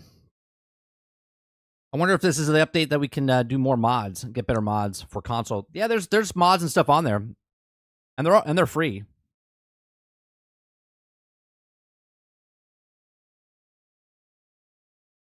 All right, let's go. So this is an opinion piece by Jez Corden from Windows Central. Okay. He says, if Microsoft really is bringing Steam and Epic Game Store, etc., to Xbox consoles, it needs to answer these big questions. Okay. So Microsoft has already opened up one of Pandora's Xbox. Now they're also teasing opening up another, bringing Steam and Epic Game Store to the Xbox consoles. He says, Microsoft opened the Pandora's box earlier this year, following rumors and speculations that Microsoft revealed that it also brings Sea of Thieves, Ground and Pentiment, and Hi-Fi Rush to PlayStation, ending decades of console gaming tradition. Microsoft increased support of the PlayStation ecosystem and injected even more cash into the Microsoft gaming operations, which leaped by 40% in revenue last quarter, thanks to the part of acquisition of Activision Blizzard.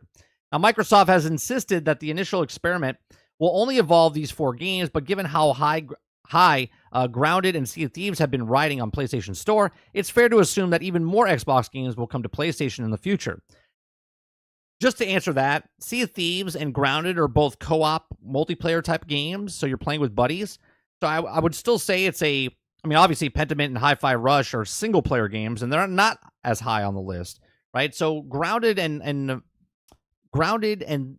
Sea of Thieves are kind of different, right? So I'm not saying they're not going to bring Starfield. Obviously, it would make sense if they brought Starfield over to PlayStation, but at the same time, they would pick and choose games that are co-op so you can play cross-platform and whatnot, right? So he says, I would assume that Xbox games will come into PlayStation in the future as Halo, Forza, Gears of War, Starfield. We have no real idea if anything of this is off the table, which begs the question, how will Xbox differentiate to drive interest in the next generation without promise of exclusive games? Okay. Microsoft has discussed internally in such teams that the next Xbox will represent the biggest technological leap in the generation so far. Xbox Game Pass also continues to be the best value subscription in all of gaming, which could eventually see games like Call of Duty itself enter the service. But perhaps Microsoft is banking on yet another unique feature to remain competitive next gen as well. He says Xbox lead Phil Spencer hinted in a recent interview that it wants to see PC storefronts like Epic Game Store and Steam and itch.io and GOG.com available on Xbox too. This also would be a huge departure from the established console doctrine, which also suggests the closed ecosystem subsidize comparatively cheaper hardware while remaining competitive with the high-end gaming PCs. Although obviously nowhere near the super high-end, opening up the Xbox's competing stores potentially disrupts the model too, which extension could also disrupt today's Xbox console user. Microsoft has lots of questions to answer, but before it opens up again another Pandora's. Xbox paying customers deserve answers in these questions, and before they are formal announced, made in my view. He says, 1, will we still have to pay to play online? The answer is yes. Yes, you will. Okay? Because here's the thing. The people that are on console don't own a PC, right? Because that's why they own a console. Majority of people don't own a PC and console. Okay? Lots of console owners don't own PC, and they know that. Hence why you still have to pay. Because if you had a PC, then you would probably pay, play on your PC. Now I get, right? Even Dolphin said that he picked up an Xbox so he could sit on his couch and play. Lono said that as well. He likes to just sit on the couch and play consoles, not sitting at the computer, and I totally get that. Okay, hence why I moved my television set inside my office so I could sit and play on the television set instead of playing on my monitors. Okay, he says, as noted in the intro, console hardware is subsidized heavily by the service and software attached to them. Microsoft, Sony, and Nintendo sell consoles at very slim profit margins and make up the difference by selling games, microtransactions, and subscription services on top of it. It's similar to how printer businesses models work, where the companies like Hewlett-Packard sell the printer for relatively cheap. They'll give you the printer to make money back on the far more lucrative closed ecosystem of the ink service. Now, you can even buy the ink subscription these days, and that's even ink DRM. Okay, in that case, Microsoft's most profitable innovation was the creation of Xbox Live, complete with the monthly subscription Xbox Live Gold, and now Xbox Live Game Pass Core. Gives you access to multiplayer services, exclusive discounts, and small pool of older games to play at the leisure of the $10 per month. Now, Xbox Game Pass Core continues to generate enormous amounts of revenue for the Xbox platform, and removing it, removing it overnight would eat a huge chunk out of the profitability of Xbox consoles in general. Even though if it feels like a relic of bygone age, removing it would also be difficult to console platforms already enduring squeezed profit margins, owning the sticky price silicon, inflation, and other factors. It says if Microsoft opened the Xbox to Steam, Epic Game Store, and GOG, and so on, would they still require Xbox Live Gold to play online for those storefronts? Steam, AL do not charge a fee to play online in the respective platforms, nor will they ever. I can't imagine Microsoft will have a paywall to Steam, etc. on Xbox for access, but it creates another question. How will Microsoft monetize the Xbox console hardware in this scenario? Will the hardware end up being more expensive to be more profitable? Will it take out the price less competitive for Sony PlayStation 6 and Nintendo Switch 2? And could it offer a more powerful differential against those competitors? If Microsoft has to drop Xbox Live Gold multiplayer fee, but I wonder if the ecosystem work long-term in that situation. It also would indeed be an old universe that I also could play Call of Duty, Fallout 76, or Sea of Thieves premium multiplayer experience for free via Steam on my console, but I need to pay a subscription to play via Xbox furthermore. Here's what I think they're going to do based on what I just read. They could remove the fee, so you don't think you're actually paying the fee to play online, but to get Steam, to get GOG, to get Epic Game Store, they would just increase the price of Game Pass. So instead of paying $15 or $18 a month now you're paying $20 to $22, maybe $25. And yes, they're not charging you now for that, but now they're charging you $25. And I'm not saying this is what they're doing. I'm saying this is what I can think they could do, where they charge you $25 because they're just putting the cost towards you. So they take it away. They say, yeah, you don't have to pay anymore for the online service, but then the prices go up by 30%, okay, whatever it is. He says, number 2, how would you avoid degrading the console experience? He says, sticking with the topic of Call of Duty and other multiplayer games in the future, Xbox console will have Microsoft reconcile the multiplayer pools between the separate game versions. On Steam, games like Call of Duty, Overwatch, etc., often anti-cheat layers installed on top of them prevent the hackers with mixed success. They also expect keyboard and mouse inputs and often aim assist disabled. Some games are even more peripheral aware than others. However, Microsoft is another platform holder has also shown the near total ability to detect hacking tools like XIM, which convert keyboard and mouse signals, spoof controller signals, and also Xbox console, which give players the absolute massive advantage. If Xbox comes closer to Windows to enable Windows 32 games like those delved in by Steam, won't that simply ramp up the hackability of the Xbox console in question? And many will ask. I think the answer is yes to this, but at the same time, they would look at it and go, does it affect our bottom line? Are more people going to cheat or less people going to cheat? Is this going to be a bigger thing? I don't know. That would have to be an eternal thing that they would have to try to figure out. He says, furthermore, if Xbox is now offering Steam versions of identical Xbox games compete with the free multiplayer, that could negatively impact the matchmaking speeds on the Xbox consoles. Already the setting disabled crossplay between console and PC to obscure Xbox, and the fact that the crossplay is enabled by default has degraded the console pool and competitive multiplayer on Xbox.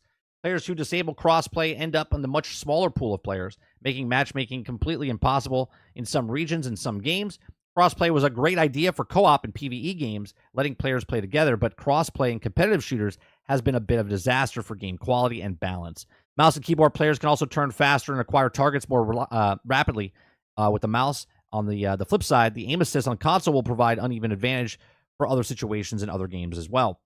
So by opening up the floodgates of PC players this way, Xbox is potentially going to force even more Xbox players to matchmake with PC players, which then could mean more hackers, fewer console players in the pool, and lead to the downward spiral of general first-person shooter quality of the console, and pretty much a pioneer competitive console first-person shooter. That is, Microsoft doesn't have a plan in place. I suspect people would like to know what the plan is.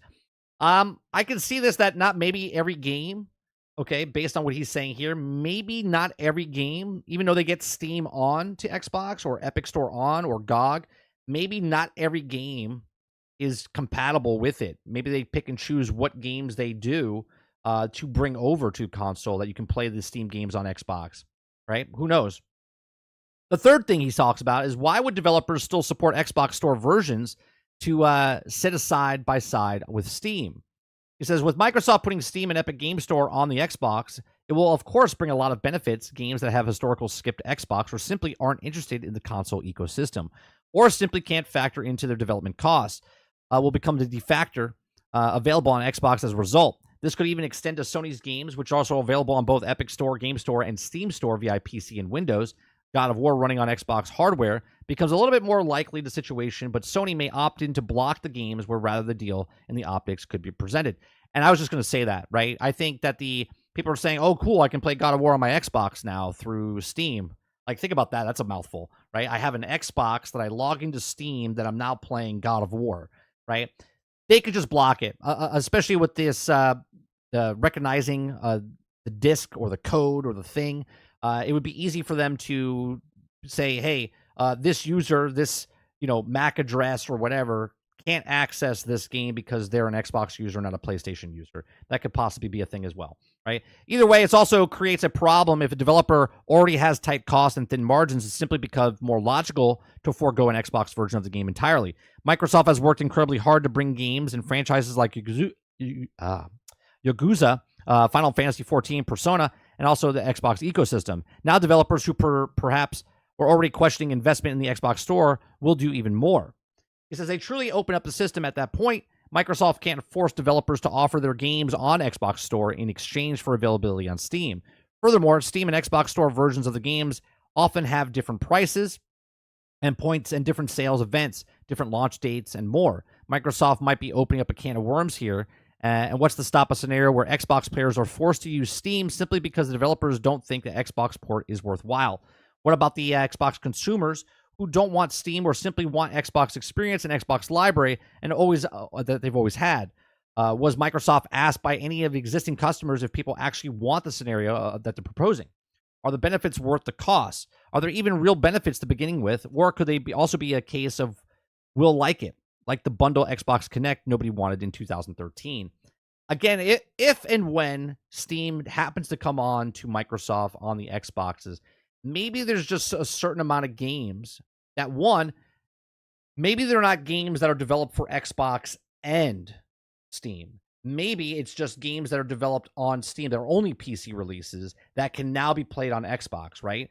So obviously, if the deal goes through, I would assume that they're working deals out where certain games are on and certain games are off in this hypothetical world that we're talking about if Steam and other companies are on. I would assume games sort of like Enshrouded or games like, I don't know, another PC game that's just on PC. Maybe that would be able to be played on Xbox. But games like themselves, like Call of Duty's on PC, Call of Duty's on Xbox. You wouldn't be able to play the Call of Duty version of it on Steam's version on the Xbox. You would have to play, that on here. I don't know how they would do this. This seems like a fundamental nightmare because this is like how many SKUs do you have? If you're business owners and you have a bunch of products on your shelves, that's a lot of SKUs. So when you're doing inventory, it's an absolute nightmare, right? Well, if you're doing this with video games, it's like, well, this game can be on, but this game can't be on, and this game's from PlayStation, and this one's over here, but you can play it here, but you can't play it here, and then this would be it'd be one of those things, like, where all the red lines, like someone's a investigator trying to figure out who the murderer is, like this guy's a suspect. It would look absolutely crazy on which games can work and which games can't work. I would hate to be the person that has to do this if this goes through. He says, so many other questions. He says there could be a huge benefit of bringing Steam into other PC stores on Xbox console ecosystem. Getting games that have console exclusives on PlayStation potentially as a consequence for Xbox being more like PC-like. Its clear benefit dropping the Xbox Live Gold paywall or more Steam Deck-like. Could also offer huge differentiation against the PlayStation as well, but there's also so many unanswered questions. He says, I doubt players will be booting up into Windows desktop environment, installing programs and dealing with Windows UAC pop-ups, but it does beg the question, will the user's experience look like on console PC hybrid? Will a PlayStation block their games via Steam and Epic Game Stores on Xbox hardware? Will Steam Workshop and other mods be supported? Will it be able to sideload stuff like Genshin Impact on Riot Games Launcher? Will the hardware remain subsidized and affordable with Microsoft getting less of the cut, maybe even no cut at all, if players flock into the Steam instead of Xbox? Is Xbox Game Pass alone good enough to fund all of this? How do you generate that a console experience with the remain of unmaimed when it comes to hackers, crossplay, and different input, et cetera, et cetera? Says, I can't help but feel that Xbox could be walking into another 2013 Xbox One reveal situation here, and where they create the heaps of confusion by trying to up in familiarity chasing predictions and trend data. Ironically, many Xbox predictions in 2013 for the future of gaming became true in the end, but people didn't want to hear them nor accept them. People don't like being forced to accept change, and even the console competitors are gearing up for some more open future like this than being unclear about the plans, potentially even worse than just saying nothing at all. He says, I hope that Microsoft has prepared furthermore, and I hope Microsoft doesn't take the console audience for granted again. He is right about this, and we've talked about this in the past, right? In the past, people wanted to give every person a microphone and a camera, and everyone was like, "Screw you! I'm not having a microphone and camera on me." But then Apple and Android came out with this thing called the smartphone, and the smartphone had a microphone and a camera built in with GPS on you at all times, and you were happy to pay $800, $1,000, $2,000 for that mobile phone in your pocket, right? A lot of people were talking about how they don't want Xbox and Microsoft in their house, forcing them to have a Connect, but yet now everyone has Zoom calls, and they have computers, and they have laptops, and they have cameras already built into the stuff just so many years, just 10 years later. So is what Microsoft is doing right now, potentially with Steam and GOG and Epic Game Store, this seems really bad maybe now for some people, but let's think about this 10 years from now. Will that be the standard? Will all systems, will PlayStation and Nintendo, will you be able to play Steam on all these systems? Will you be able to play GOG on all these systems? I don't know. These are a couple questions to ask, and what do you think in the comment section down below? Do you think that this is going to go through? And if it does go through with Steam and GOG and Epic Game Store, how would it work? Is it going to be nitpicked or a meal piece together of what games work and what games don't work on this? It sounds like an absolute nightmare on their part. As a consumer, as long as it's not a nightmare on our part, I don't care where it comes from. If I could play Steam games on my Xbox or Epic Store on my Xbox, great, fantastic. But if I have to jump through hoops and download this app and do it like this, people on computers don't even want to move the cursor from here to here, Steam, Epic Game Store, and GOG. They don't want to do that. They just want to stick with one, and all I have to do is move the mouse a half a click. So if I'm on Xbox and I have to go through all these different menus and different things, I don't think that's going to fly. But these are just my thoughts. Let me know yours in the comment section down below. Please make sure you share, like, and subscribe. And if you like what I do here, check out some of our other videos. Thanks for watching.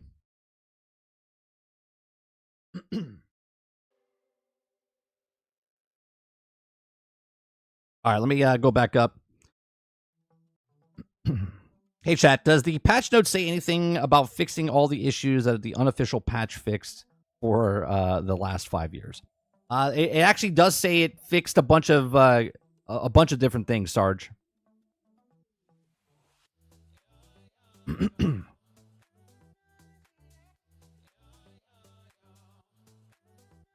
I hope you got regret downloading the update and now gated off the unofficial patch. Or you don't regret. Yeah, I play Call of Duty, and I have to play with PC, or else I will take forever to find match. Consoles also have native mouse and keyboard support since at least the beginning of the last gen, and you can also already play games on COD with mouse and keyboard on console if you wish, other first-person games. It just sounds like the next Xbox will be a PC. Yeah, but even if it is a PC, right? If you notice, here, they just came out with a PC. Now, I don't know if I would buy this. I just saw this the other day.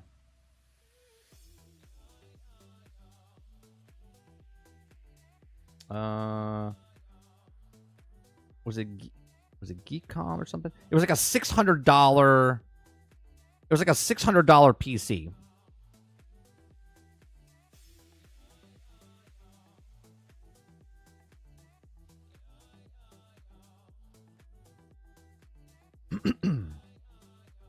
Right? Like this thing right here is, let me try to find one.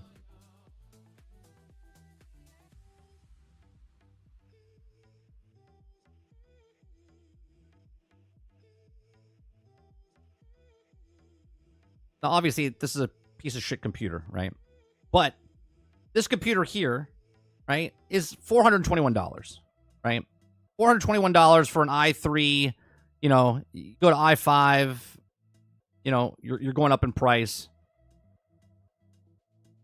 But you could start getting smaller boxes. That's like the new trend now, right? They're trying to make smaller computers more affordable to people.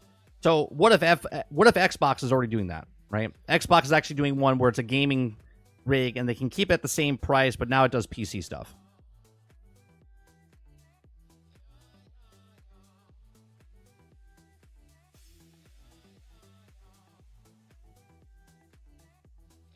Windows 12 on the next Xbox.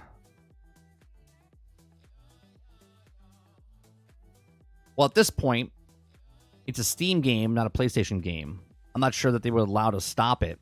Not sure if the if Gabe over the Valve would accept the demand either.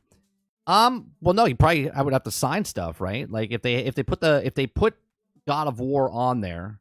I mean, the industry is changing though, Argus, right?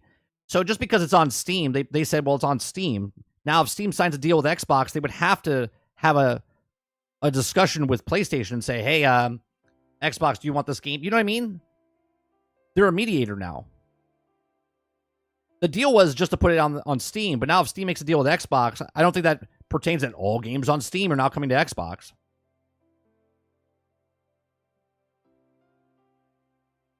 If the money's right, then Sony cries enough about the game, might consider it. Sure. You can play PC versions of PC games on Xbox already with GeForce Now. Only GeForce Now catalog. And it can be pretty much be steamed or streamed over the cloud with almost anything. Nintendo and Sony are gonna fight it. They'll be hesitant to fight it because if they bring it to the litigation, they lose and half the percent of the precedent is set against them, and they are fucked. For some reason, GeForce Now probably plays nice and takes games. Sony has to be fighting precedent for the last 10 years. Nintendo is just kind of does whatever. Yeah, Nintendo is just like, yeah, we'll do our thing. Nintendo doesn't care about making... Well, they want to keep rising, right? Obviously, it's a business. But they also are not like, we're looking for, you know, 1 billion people to play Nintendo. They're like, yeah, we're happy in our old little world here. Where they have I've said this in the past with YouTube, right? If I have 1,000 subscribers and I had 1,000 people watch me every day, that's a hell of a conversion ratio, right? So, like, Nintendo has 155 million owners out there for their Switch or whatever, 140, 150 million. They're closing in on the PlayStation number, right? If they have that number and 50 million people are buying Mario Kart 8, that's a hell of a conversion ratio, right? If more people are buying the software, if they can have 100 million people own a Switch 2 and 100 million people are buying the game to go along with it, that's what they want.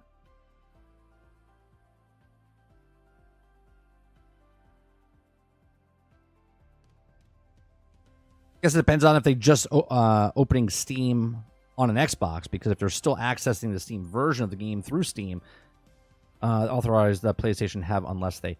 I would assume it wouldn't just be a...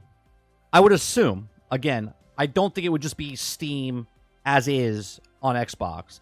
I think it would be a curated Steam thing on your Xbox. That's what I would think, if it does happen.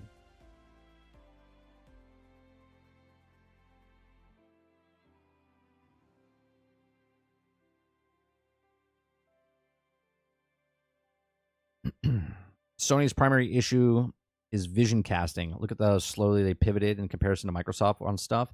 They said, fuck no, crossplay, and a bunch of other things. Right, and now they're doing it, right? Agree to something in advance about the stuff. Correct, right? Like, if you made a deal with someone and then that person made a deal with someone else, your shit doesn't go along with that. They would have to remake a deal for that.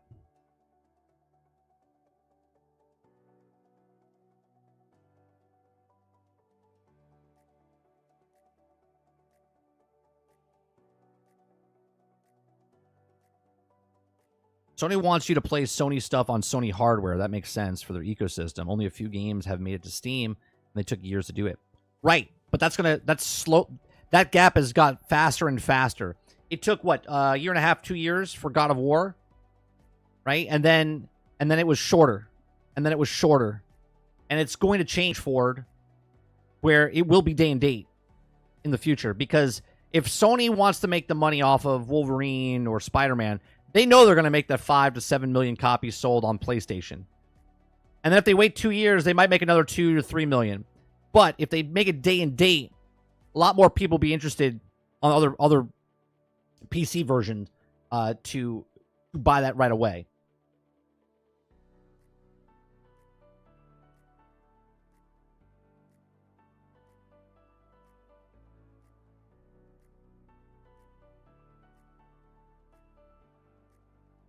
I mean, hell, we're already 4 months past this new year, right, Mr. Seven? Argus says, yeah, Sony is proud, hard-headed, and very stern on the company's first consumers' last practices. They also slow to everything because they think they're right about everything. Sure, and they have every right to do that, right?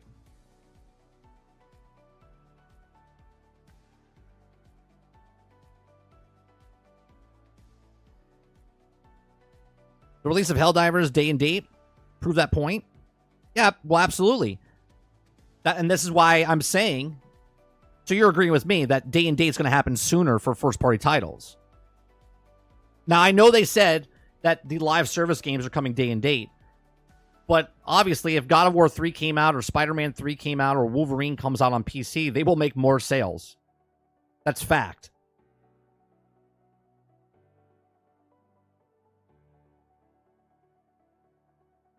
Eventually, Sony won't have a choice but to put games on PC once they have a full saturated of the consoles, which that's already there. That's already there. Saturated game sales stagnant, and they have a responsibility. They have no choice but to bring the games to elsewhere. You know what else isn't slow? 60 frames, baby. While Xbox is at 30 frames per second max.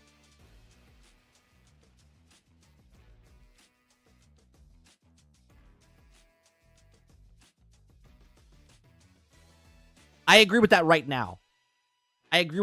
Ford. There are certain games that will have that time because they think that God of War, they in their heads, they're thinking that the percentage of people that own a PC and a PlayStation, they will get that God of War for the PlayStation because the itch, okay, of I need to play that game right now. But the problem with that is that's not how games are. And it's a much more competitive market than it was 20 years ago when exclusives came out on a console, right? Because of crossplay, because of there's so many more games out there, right? They have to try to figure out how do we keep the retaining of these people. If I make a exclusive game for PlayStation and I make my 5 to 7 million copies in that first month or 2 months, you are going to get that regardless because you have those fans there. Now you're waiting 2 years to capitalize on what, 2 to 3 million other people? And let's say there was another 5 to 7 million people that were on PC that were ready to play it. They're like, I'll wait 2 years. Out of sight, out of mind. By the time that game comes to PC, there's 500 other games that came out. And they're like, yeah, you know what? I'm going to play this because this is $35. I already know what that game is. I saw what it was. Right? If you give the ability to PC players to buy a day and date, they will because they want the latest, greatest thing. But if you tell them to wait 2 years, they're like, I'll play something else.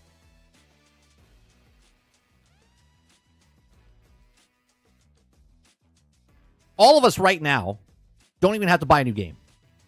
We all have backlogs of games or games that we already beat that we would go back to, then buy a new game.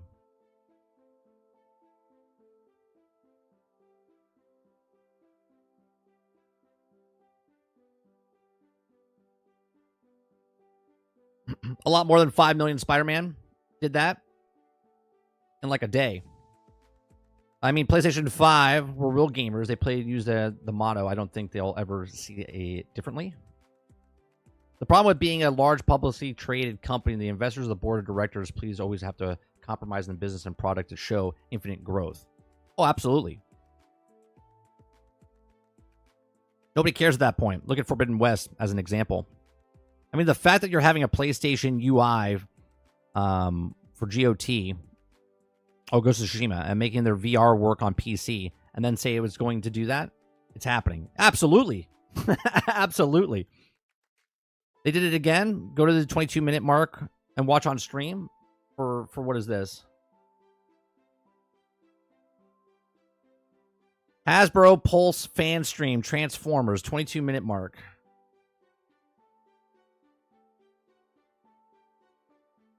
You can watch the trailer in German. It's pretty. Okay, we'll touch that in a second. Is it something new? Stealth? Is it something new? I have games I bought 5 years ago that I haven't even unwrapped them.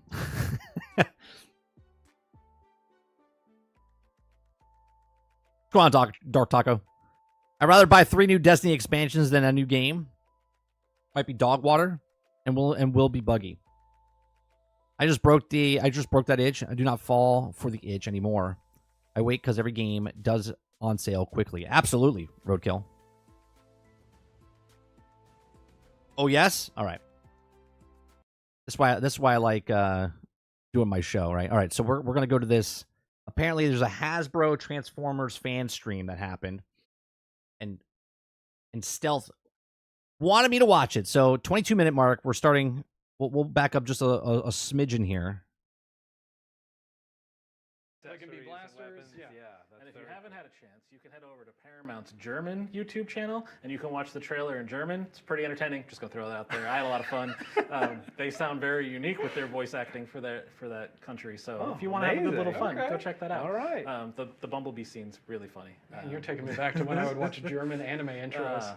Perfect. Wow. All right. So, but how about we take a little break from toys for a second, and we're going to shift into the auto-converting world of Robeson. There's an announcement today. No, I mean, it's out there. We're revealing Megatron. I was just going to say, is it Megatron? Megatron. So we have a quick little video. Let's show you everything about this, and then we'll get him out on the table and play with him some. Eager to get him out. I am Megatron, leader of the Decepticons. Bro.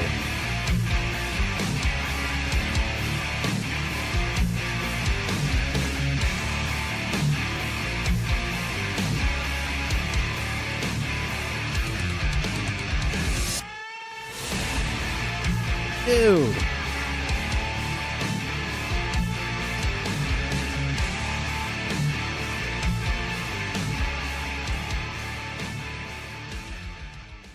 You can have your toys back. So here it is, officially our good boy OG Megatron Look how auto big he converting. is. This is great. I mean, he's pretty big. Lots of gray gunmetal going on. Yeah. I mean, we've had a lot of fun. We've been playing with Optimus and Grimlock. Was that $800? He seems bigger, beefier, bulkier. Real working treads? Real treads, yeah. All right, so wow. let's turn him on. His cannon here is pretty awesome. Got some great purple LEDs. I am Megatron, leader of the Decepticons. Is that Frank? So good, it's Frank. Like the video said, I mean, you're kind of probably hearing that faintly through our microphones. It's awesome when, Frank is doing this. We've had the original. I'm gonna pause actors this on for all a three second. now, so. Can you imagine, like, it's gonna sound like an old. Back in my day, I had to hold the toys and play, and they were just stiff, and you just moved them, right? You use your imagination. Now you can literally sit on your couch and have Optimus Prime fight Megatron in the middle of your living room. Keeping that authenticity with these items. All right, so we're gonna spin them around because much like The price is $1,300. Holy shit. Optimus Prime, when he converts, he does it the other way. So we want to make sure that you get to see the full glory of him facing you on camera. I'm so sorry I'm touching Megatron. Okay. All right.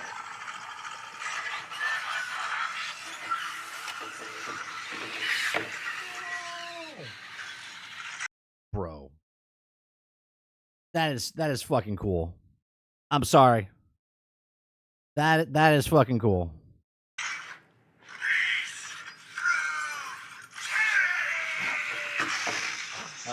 Yes, the superhero pose. It's just so flabbergasting to see that like in motion. Wow. It's great, right? Wow. I mean, he has a ton of accessories too. It's kind of like we're back in the 90s. How He's got tall some he is. projectiles that do work with the cannon. He has a big sword. He's got his mace. So we're not going to put those in his hands while we're doing this today, but you can be able to see that in the video. A lot of fun. I'm pretty sure it will hit one of us while we're standing this close to it.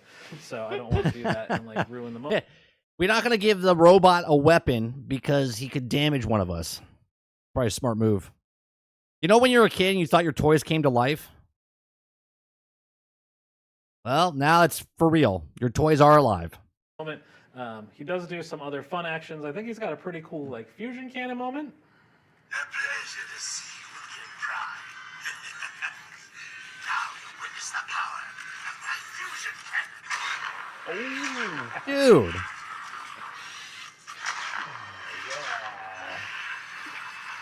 Take no prisoners. I love how the little Well, you know they're going to have to redo Optimus Prime, right, Stealth?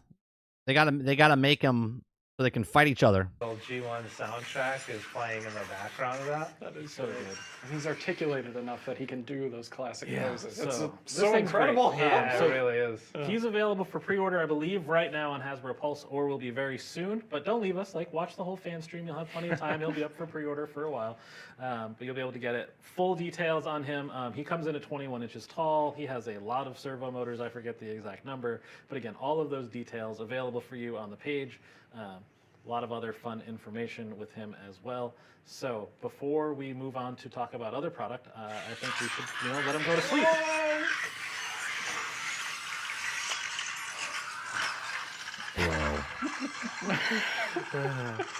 So yeah, I am Megatron. And on top of that, Decepticon. it's always so good. it's a And I tank. It's think an my RC favorite part is tank. When you put him to bed, he says the best phrase ever. Peace through tyranny. So if you couldn't hear that on the stream, he does say his famous "peace through tyranny" as we put him to sleep. So check out this graphic here. We have all the pre-order details for you, and this guy will be coming to your collection. Awesome. Yeah. But so how about something new-ish? This was revealed in our 40th anniversary. Oh, press release. Available boo. for pre-order Toys today, that don't finally. move or do Second item in anything. our comic anniversary item is Grimlock. Let's check him out here in his. Boo.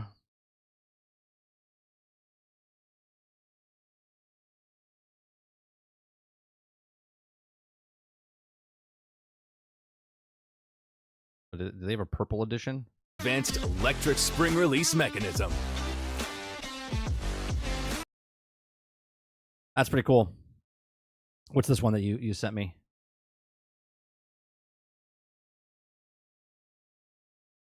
Official pre-order 40th limited edition.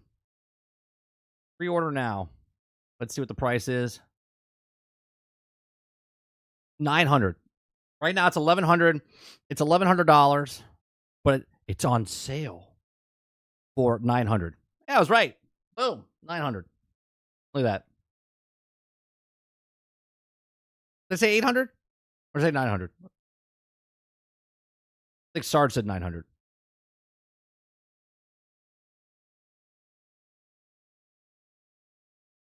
Sarge said 900. I said 800.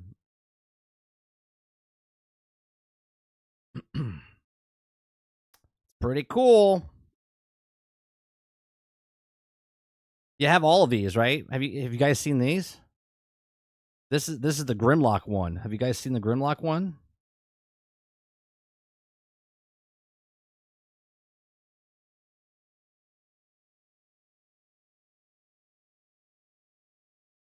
Grimlock transforms. Like these are badass, man. I mean, obviously the price needs to come down like $900. That's right. They want you to pay for the they want you to pay for it. $1,000 Megatron Earth 2024. Yeah. I mean, obviously this is a perfect time to be a Transformers fan with a lot of money in your pocket, right? It's crazy. These are cool toys. And obviously the technology is going to get better and better.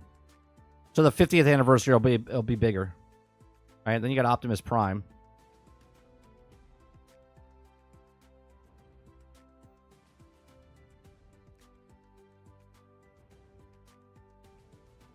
I think they had Bumblebee. Didn't they have on Bumblebee? Or was that a standoff one? It wasn't official. I could have sworn I saw Bumblebee.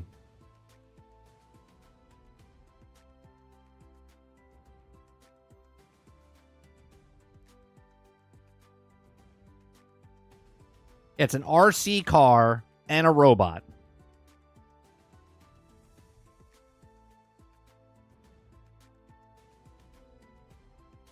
I can't wait for the video. You know they're going to come. Where Optimus Prime is fighting Megatron. 5,000 components. 60 microchips. 27 servo motors. It's an expensive thing to break, though. I'll tell you that.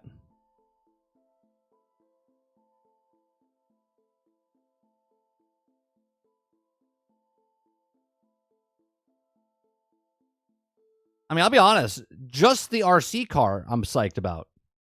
But then he turns into a robot that it can actually fight.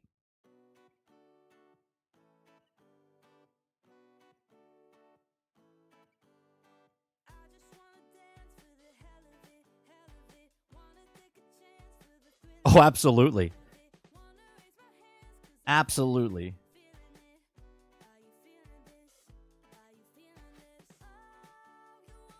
I would pay 200 for this.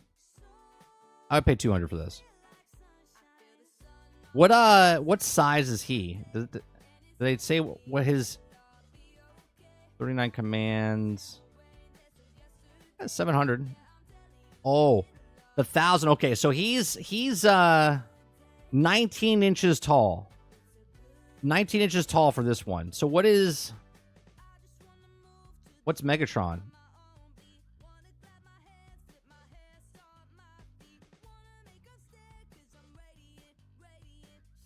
Oh no, he's 13 inches tall. Oh, so this is not even the this is not the big one. This is the normal one. Okay? So this one is 13. Oh no, he's 20 inches tall. Okay, never mind. He's 20 inches tall. He's not that much bigger. He's not that much bigger. He's the same size as Optimus. It's just these things are higher.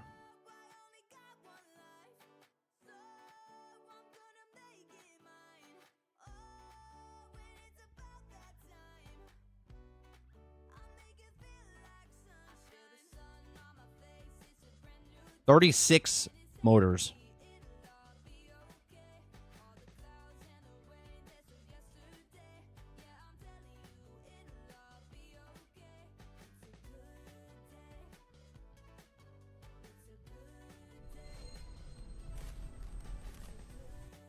Yeah, I could have sworn he had there was a Bumblebee one. He doesn't transform though, right? He's just a robot. Or does he transform?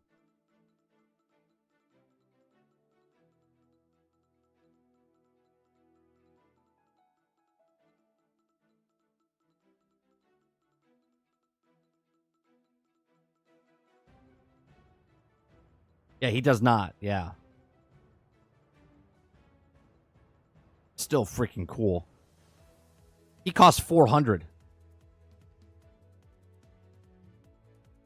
If I was a kid and I had the toy like this, you know this is going to happen in the future, right? Your kids, your grandchildren will have robots in their house that are their best friends, like a companion, like a dog. 1,000%. You know when they walk around with their teddy bear or something, or their imaginary friend? This type of stuff will be that thing.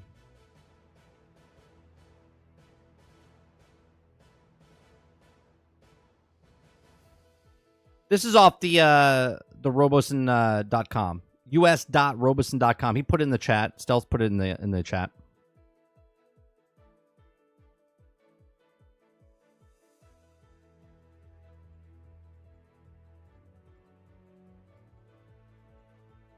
Yeah, but like actual, like robo dogs or something, like robots. That's how they will come in the house. It'll be like a security feature. Like your son's out playing in the backyard, but instead of having a real dog, you have a camera on the dog that's with your son or daughter. It patrols. It plays fetch with them, but you can keep an eye on them. You know what I mean? That's how they'll sell it.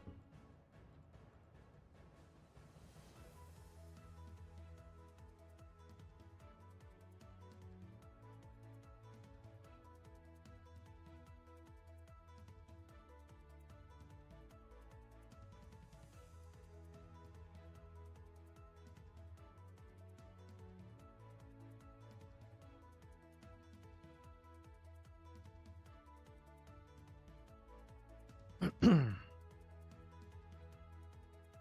is it? 409. Don't.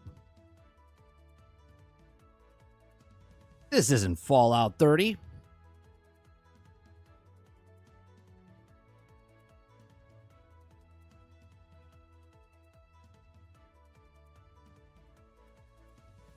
That's exactly right, Z.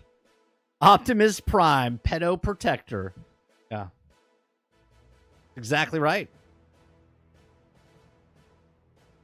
Like, this robot not only cooks and cleans, but it can protect your child while it's out in the playground. And everyone has these robots, like robot nannies, and then all of a sudden, someone hits the kill switch, and then Order 66 happens, and the robots take over.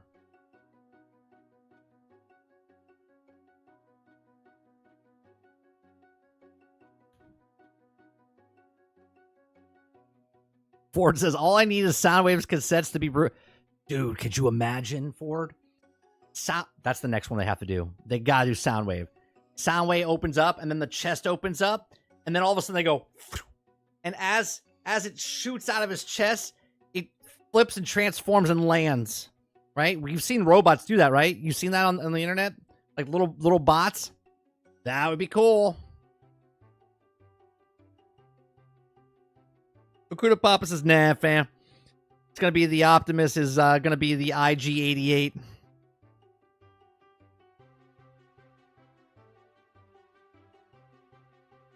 Argus says, we need to go back to the complex Transformer toys. Where can I buy some of those things? They still have Transformers. They're not as built as good. The plastic they use, it feels very cheap.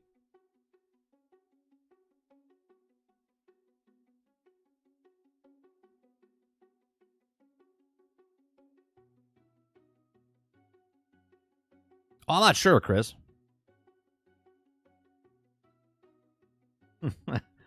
Roll out. Yeah. That would be so cool with Soundwave.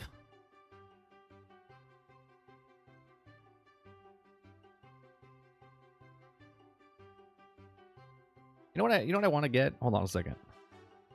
They have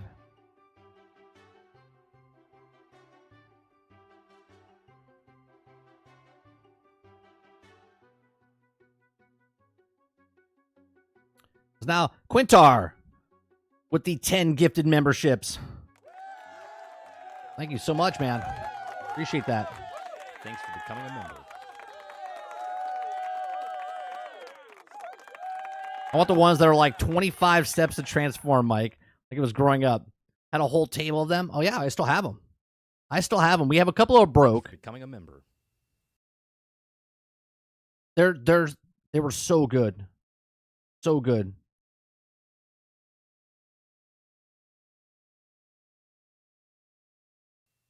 Thanks for becoming a member. I got to look up.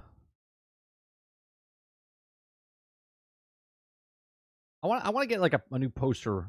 Now that I'm looking at all these Transformers, I'll get a poster Thanks for becoming a member.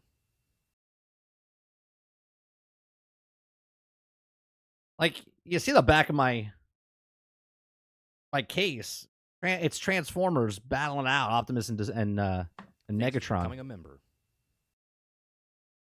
Yeah, this plate doesn't have any really cool looking ones.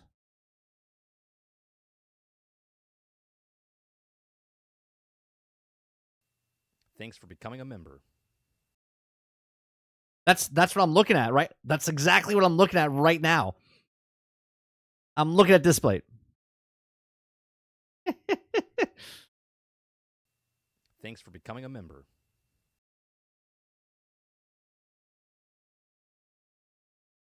Yeah, I did, but I got a new phone last year, and I needed a new case because the other case didn't fit. So I made this case myself. Thanks for becoming I took a picture and then resized it. The quality of this one, it's a little dark. Really can't tell, but it's a little dark. But cool. Thanks for becoming a member.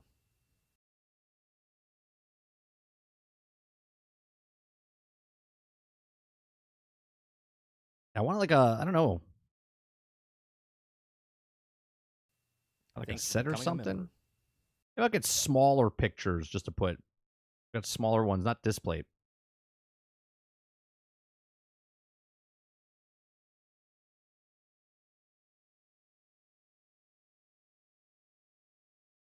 I can find some cool ones to print out. Literally what I was doing. Looking up display. Quintar, thank you very much for the gifted memberships again, man.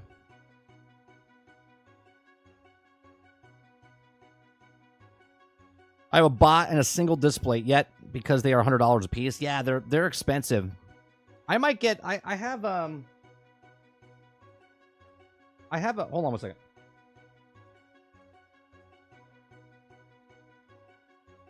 Like, there's an artist that that this is a postcard, right? I'm a big fan of like the old Robin Hood film from Disney. It just brings back childhood, and so this is like a postcard. If I could find like good postcards, I'll put them in frames and put them in, and it works great. You know what I mean?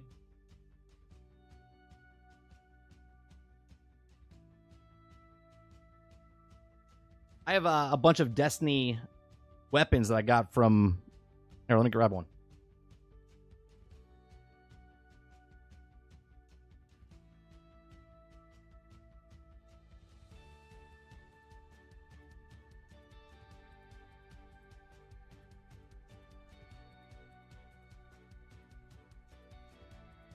This was from an artist that drew these at a Destiny convention. I got 3 of these, the 3 different guns. That's you know, just little frames like that.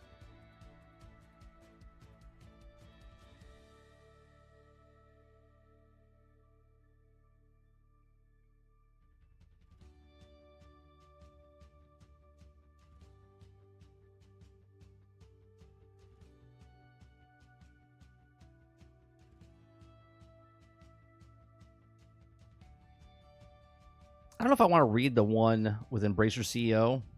He just talks about, like, you know, he's got to make the hard choices and hindsight's 2020. I don't know if I really don't give a shit. I'll be honest.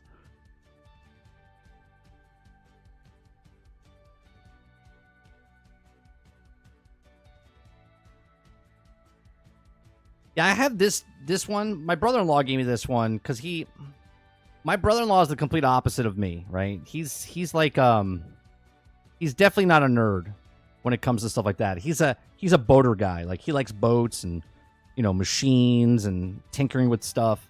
He's a different nerd, right? And he got me this because he's like, "Oh, Transformers." Mike likes Transformers.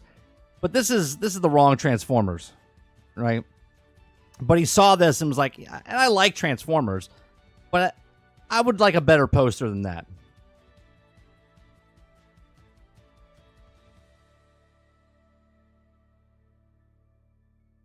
He's an outdoor nerd? Yeah. He's a different type of nerd. Everyone's a nerd in their own way, shape, or form. You know what I mean? You could be a gym nerd. You could be a sports nerd. Yeah, exactly right, Akuta Papa.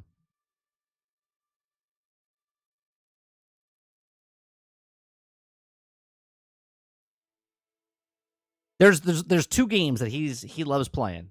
He likes playing Rock Band, and he likes playing Grand Theft Auto. Other games he just never really gets into. I forget. There's one more. Oh no, there's one other game he likes to play. He likes to play NCAA. He still has the old NCAA football from EA, right? He's a huge college football guy. So I had to tell him about the new one, but he doesn't have a new system, so he can't play it. But he would love it.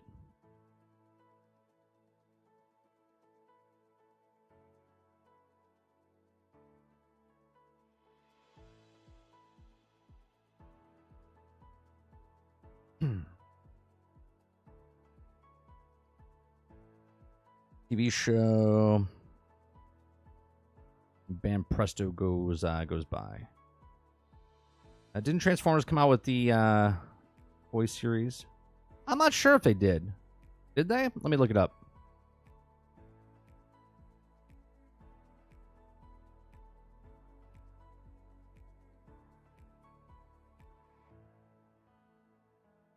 Most original Autobot vehicle base character came from the car robots.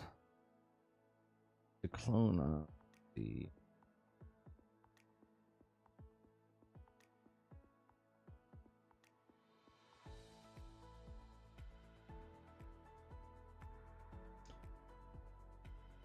Okay, so the 1980s, such as VF1, Valkyrie, and Macros, Robotech, which is the Diaclone mechs, later providing the basis for Transformers.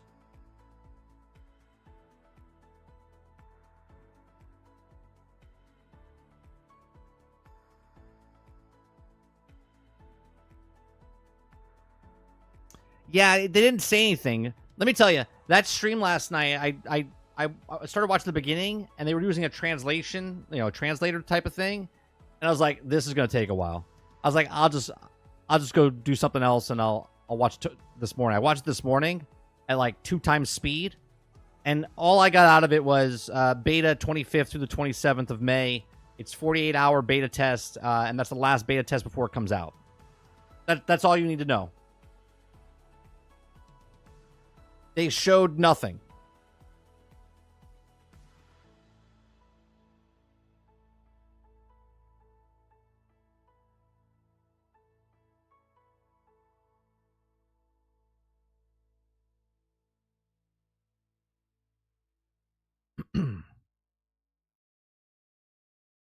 I mean, I don't have... I have a... For Destiny, I have the Ghost there, and then I have a couple pictures.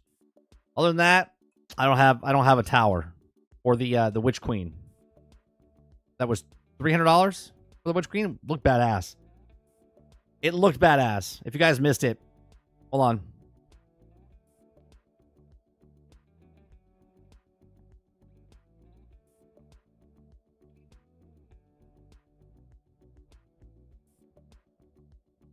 No. That's the wrong. Yeah, look at this thing. This thing's...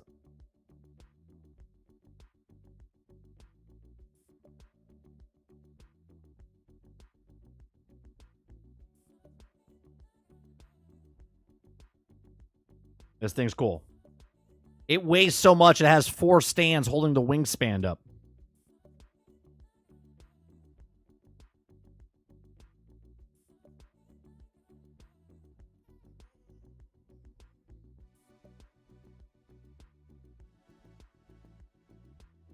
No, there's no release date. Open beta 25th through the 27th.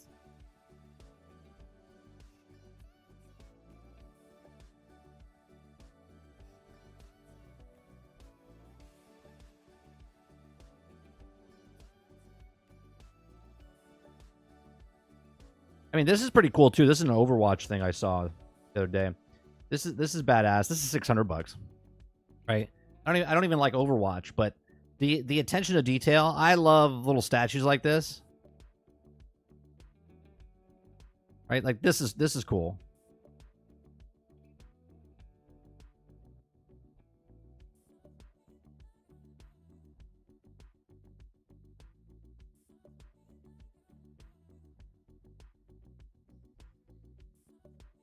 I could do this. We do this like once every like 6 months. We start going down the rabbit hole and looking at like Transformer statues and Wolverine statues and everything else.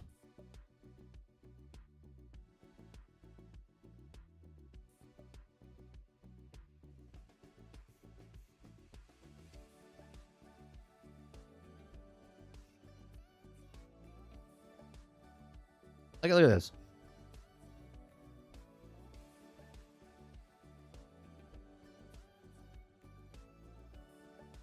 Good stuff, man.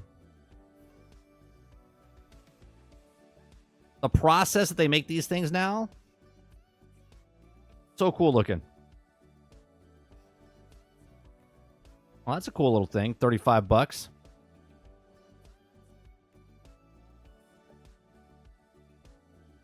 It's on sale for $550. What else they got? World of Warcraft.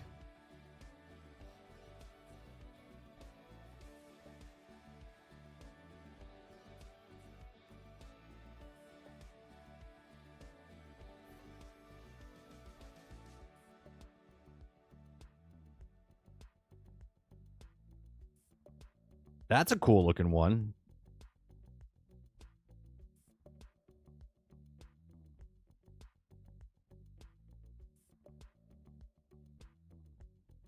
That's awesome.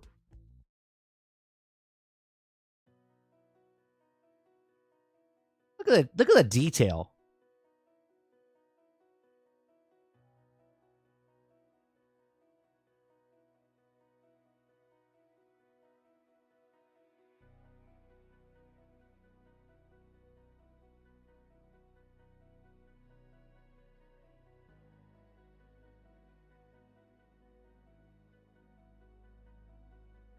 Looks cool.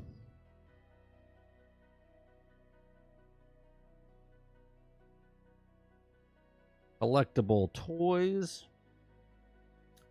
Figurines.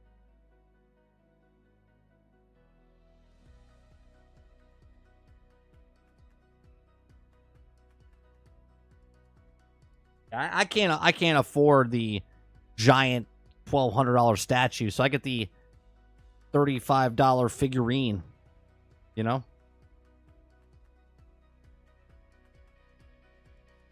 I didn't know Warcraft had a small World of Warcraft board game.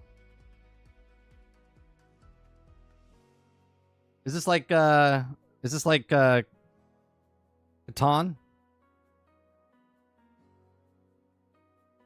Anybody play this?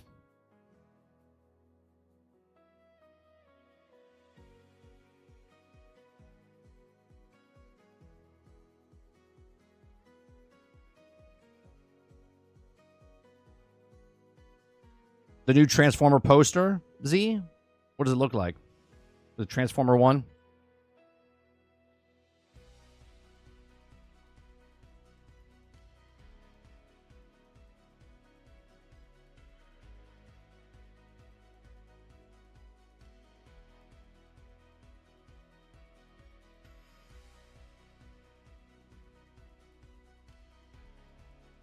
There's a couple of them. None of them really look that good.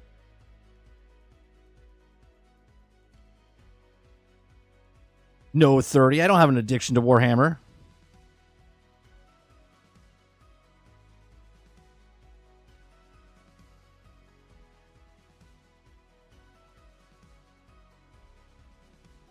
You sent me a message, Travis? All right, give me a second.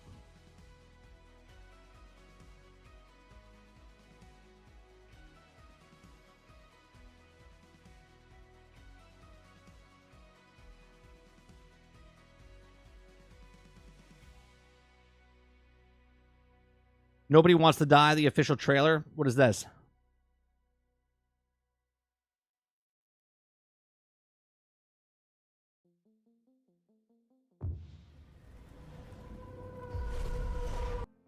Okay, give me a second. Pause that.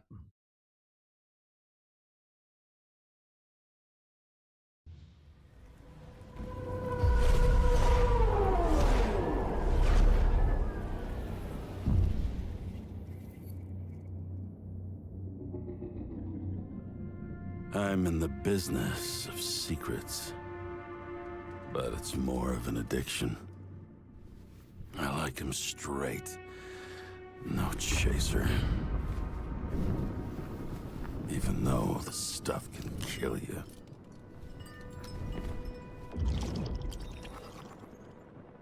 They say time heals all wounds.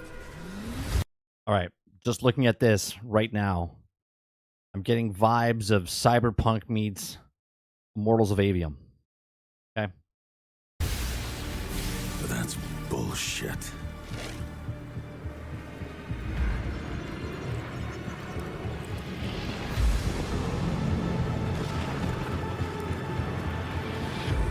I'll tell you what time does. Time reveals secrets.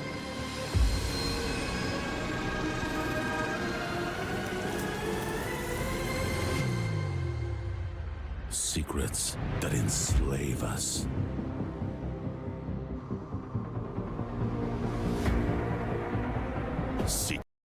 With a Fifth Element vibe. With a Fifth Element vibe.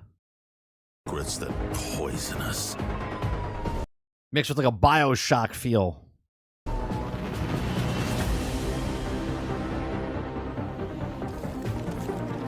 Mixed with the Matrix. Secrets that rip us apart.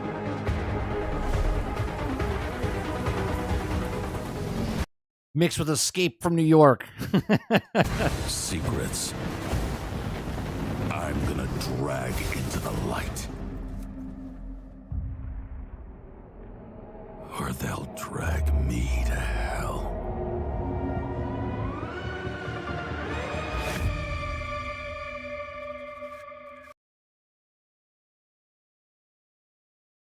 what is it?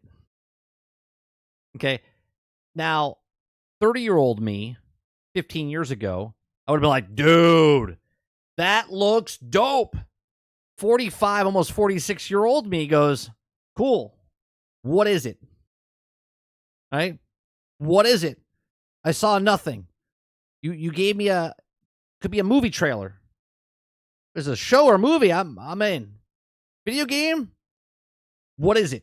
What am I doing? Right? First person, third person, RPG. What is it? Action, platformer. What is it? We have no idea. No idea.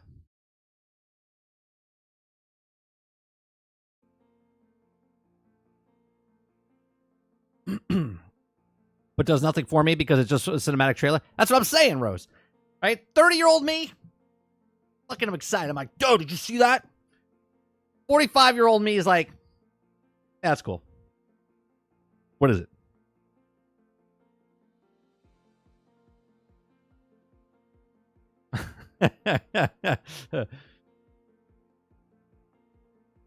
First person 30? They said it on a different one? Okay, so first person. Are you using weapons? Is he using that glove?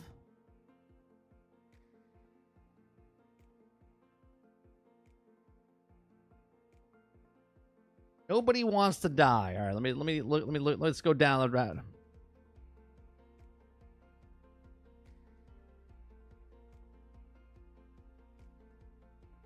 Okay, nobody wants to die. Official reveal trailer. It's an adventure game. Not an action adventure game. It's an adventure game.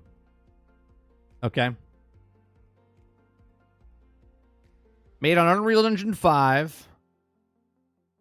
What else did the company that made this game, what else have they worked on?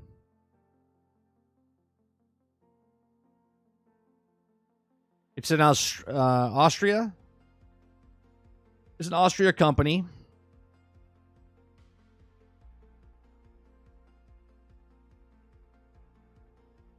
Produces games for everyone from hardcore gamers to occasional. Okay, so publishing unit. They publish games. What games do they publish?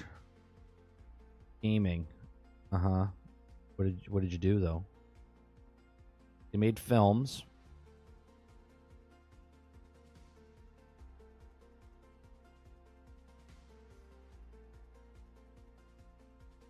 Popular titles: Homefront. Fish Label. They made Corvus. Flying Wild Hog. So they're publishing. That's the publisher. Developer: Critical Hit Games. Critical Hit Games. Okay, so what did you make?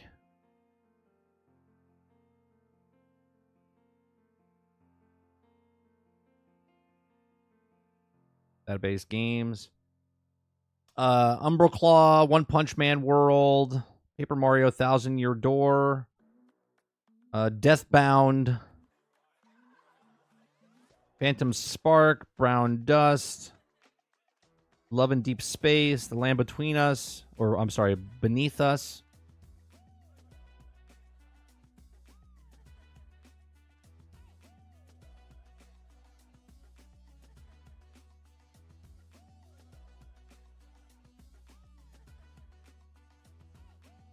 I don't know if they did that though. Oh, this is different. That's not the game company. Hold on a second.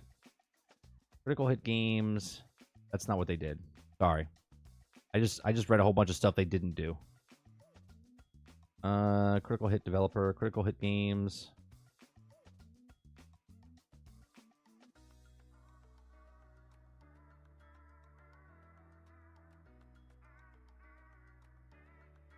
There's a shop in Florida in St. Petersburg called Critical Hit Games.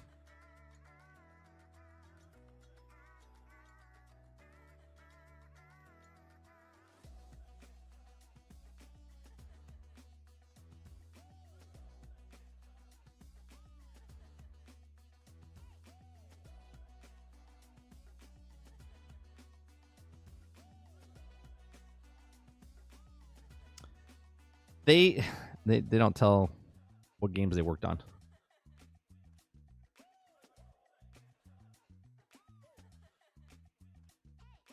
On their website, they don't even tell you what games they worked on. Yeah. On their website, just there's nothing. It's the game. We're working hard on our first game. So they haven't made a game yet. So there's nothing to... Which is fine. Nothing to kind of, like, feel it out, right? So I'm assuming the game is Nobody Wants to Die.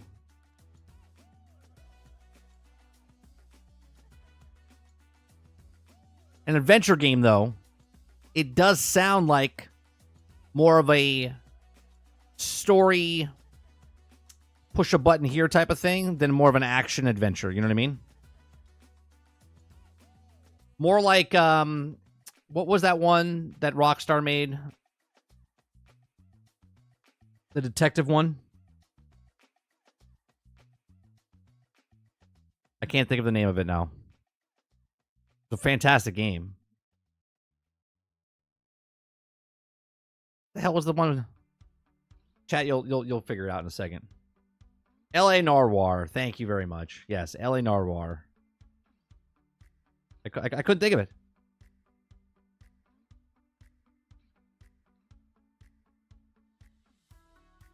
That was an action-adventure game. That was an action-adventure game. It was an action-adventure puzzle third-person shooter. So, what would be an adventure game?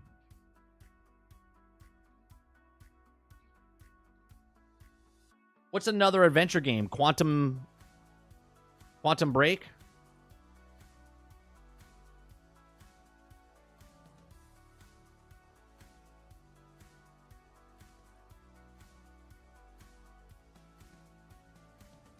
That's an action-adventure third-person shooter. The hell's an adventure game?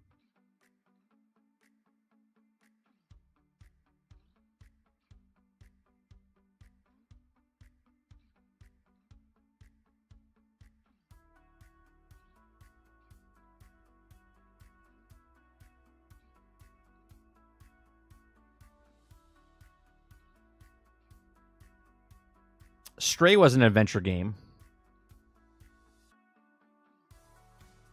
God of War is an action-adventure, though.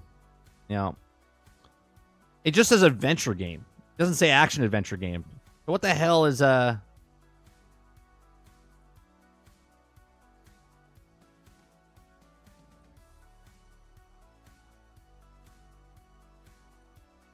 Stranding, post-apocalyptic Odyssey, Ghost of Tsushima, Tales of Sacrifice. But that Ghost of Tsushima is an action-adventure game as well, right?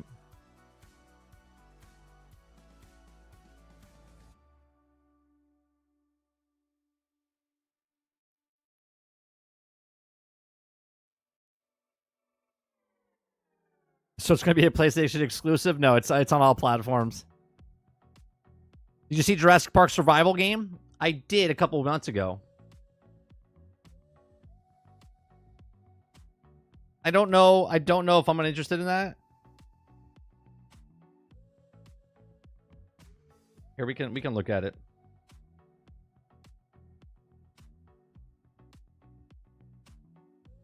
Or I knew about it a couple months ago anyway.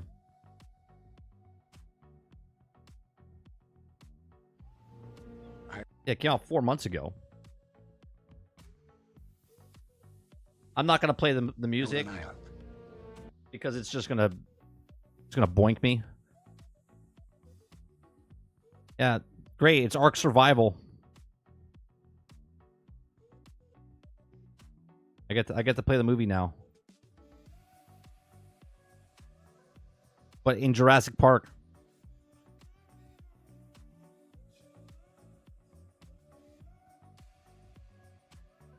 The line is blurred on action, adventure versus adventure. Yeah, I don't know what adventure is.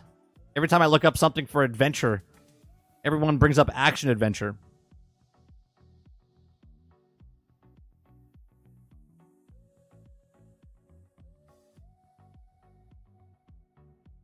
Ark Survival. Was that a single player game?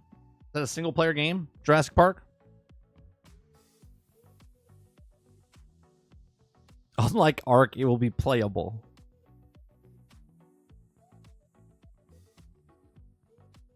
Jurassic Park is an adventure game. Well, there you go. We found another adventure game. Adventure game. So that means it's single player. Yeah. Couldn't find what another adventure game is. Look up Jurassic Park Survival. It says adventure game. Sarge said spending money on a game that you know nothing about is the adventure.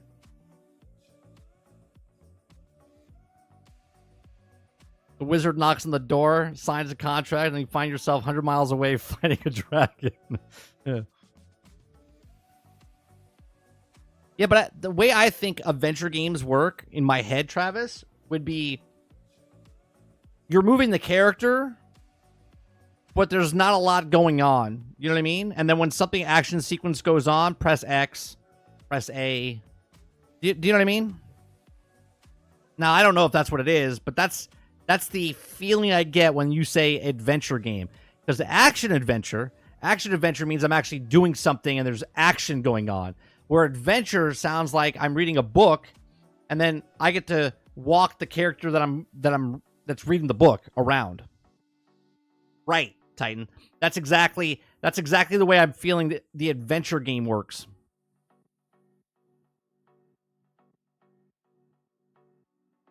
Exactly.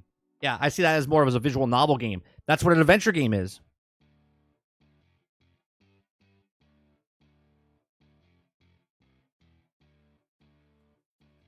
Yeah.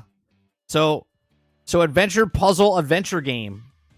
Indiana Jones and the Great Circle. That's an adventure game. I don't think that's going to be like a, I think it's more of a movie game,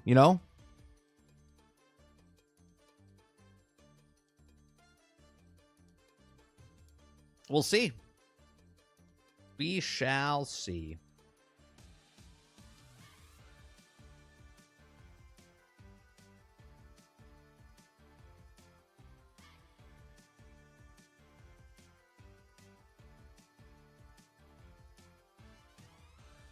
And I don't think there's anything wrong with those.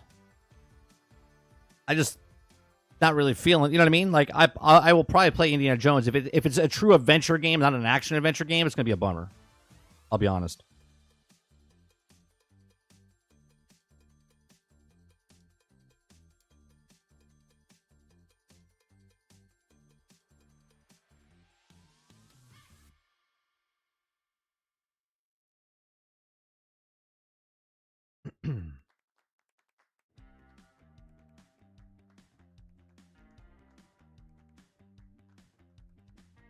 Yeah, see, like Tomb Raider, Uncharted are action adventure games.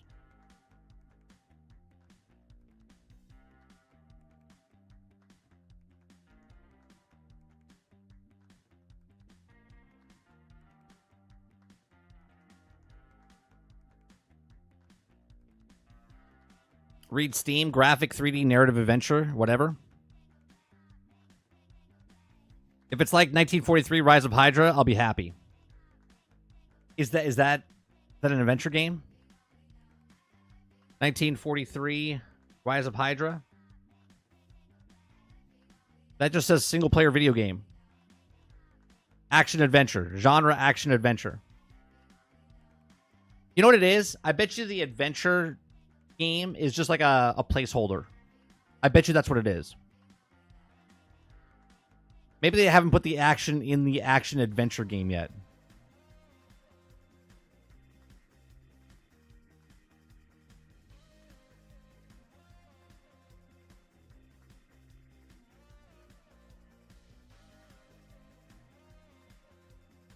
Oh, they had something the other day, didn't they?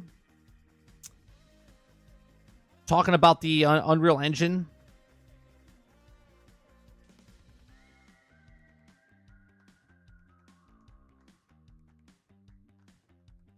Yeah, 2 days ago. How long was this? 4 minutes? Hey everyone, Unreal Engine 5.4 is here. Check out some of the highlights. First up, UE 5.4 has powerful new tools for setting up and animating characters directly in the editor.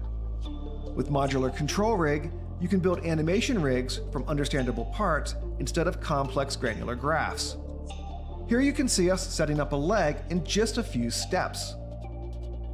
Automatic retargeting makes it faster and easier to get great results when using bipedal character animation of known skeletal types. The skeleton editor is now more performant and offers more functionality. There's also a suite of new functions that make the deformer graph more accessible. For animation authoring, we've focused on making our tools more intuitive and robust while streamlining workflows. Case in point, animation-friendly gizmos means you can quickly and easily pose characters using just the middle mouse button. Okay, And finally, I want to say something real fast. When you see something like this, the first thing that pops in my brain is, okay, great. Then why are video... Now, obviously, I understand Unreal just came out. I understand 5.4 just came out. But now when a company tells me that it's really hard to make a video game, and it takes a really long time, but yet you show me a video where you're like, I could just do this and change it, my brain and reality separate. And I'm like, is it that hard? Right? And I know as a developer, someone's looking at this going, oh, God, don't show stuff like this. Sequencer gets a significant makeover with better readability and improved usability, including a new layered control rigs feature. Motion matching is now more robust, performant, and memory scalable. Now production ready, this toolkit is used to select and transition animation clips at runtime by searching a database of captured animation, using the current motion information of the character in the game as the... That's crazy. Okay, so now think about this, right? I want to make a G.I. Joe game. Okay? All I got to do is get an artist to make the skins on top of the exoskeleton that's here. It's already made. The skeleton's already created. Argus says the adventure in the adventure games these days is finding out how much they pay for the full experience. Key. There's also a suite of debugging tools that gives visibility into its inner workings. We've invested significant effort into improving rendering performance in UE 5.4. This includes refactoring the systems to enable a greater degree of parallelization, adding GPU instance culling to hardware ray tracing, optimizing shader compilation, and more. Nanite continues to receive enhancements, starting with a new tessellation feature that enables fine details, such as cracks and bumps, to be added at render time without altering the original. Like, what they just did live, and we saw this a month ago, right, when they were showing Hydra 1943 or 1943 Rise of Hydra, right? What they just did live, that would take months for people to change and move things. They're doing it in, like, real time, instantaneously. Just means the tools are easier to use, not that the time to use is quicker, just the workflow is better. No. But you understand, though, Salty, that before they would have to go back and reprogram all the stuff to change a thing, right? If they had to add more, then they had to re-upload, re-download it, upload it on the server. They're doing it all now in real time. It's not just the workflow that's getting better. It's everything is getting better. Mesh. Plus, the addition of software variable rate shading via Nanite compute materials brings substantial performance gain. I mean, I understand you still have to have the artist make the railing and then the truck and the car and stuff like that. Temporal Super Resolution has received stability and performance enhancements to ensure predictable output regardless of the target platform. And finally, Movie Render Graph, a major update to the Movie nodes. Render queue, enables you to set up render layers with a node-based architecture. Next up, UE 5.4 introduces a new motion design mode that's been developed in conjunction with leading broadcasters. It's equipped with specialized tools for authoring complex 2D motion graphics, including 3D shapes, cloners, effectors, modifiers, animators, and more. In this release, the virtual camera tool is now supported on Android as well as iOS. Bro, you understand? Do you guys understand what they've just done? on a set. Okay, I had to get my brain together here because my mind is blown. People used to have to come on set, and they would bring a shiny little crystal ball with them, and they would set it up, and we have to block off the shot, and you got to take stills, and you had to go all the way around and do all the thing, and it would take hours to do. Okay, then it would take them weeks and months to do the digital stuff at the edit inside the studio. Okay, and yet these guys are holding a fucking phone up and doing the exact same thing in real time. VCam workflows are also now fully supported in Unreal Engine on Mac OS. On the VR scouting front, we've introduced a new, fully customizable toolkit that utilizes XR Creative Framework to support OpenXR HMDs such as Oculus and Valve Index. For ICVFX, we've added depth of field compensation for in-display. Using the real world's camera position and lens parameters, it renders a corrected depth of field in Unreal Engine on the LED wall to compensate for the additional blurring. This is, I know a lot of you are just, you would be considered normies, okay, that know nothing about what's going on this on the screen right now. And me, I would be the considered the uber nerd. My brain is losing it right now. Okay, of all the stuff that we had to do when we shot stuff is now all done digitally inside the actual software itself. So now all you have to do, take a camera, set it up, put it on just put it on a tripod, sticks, okay?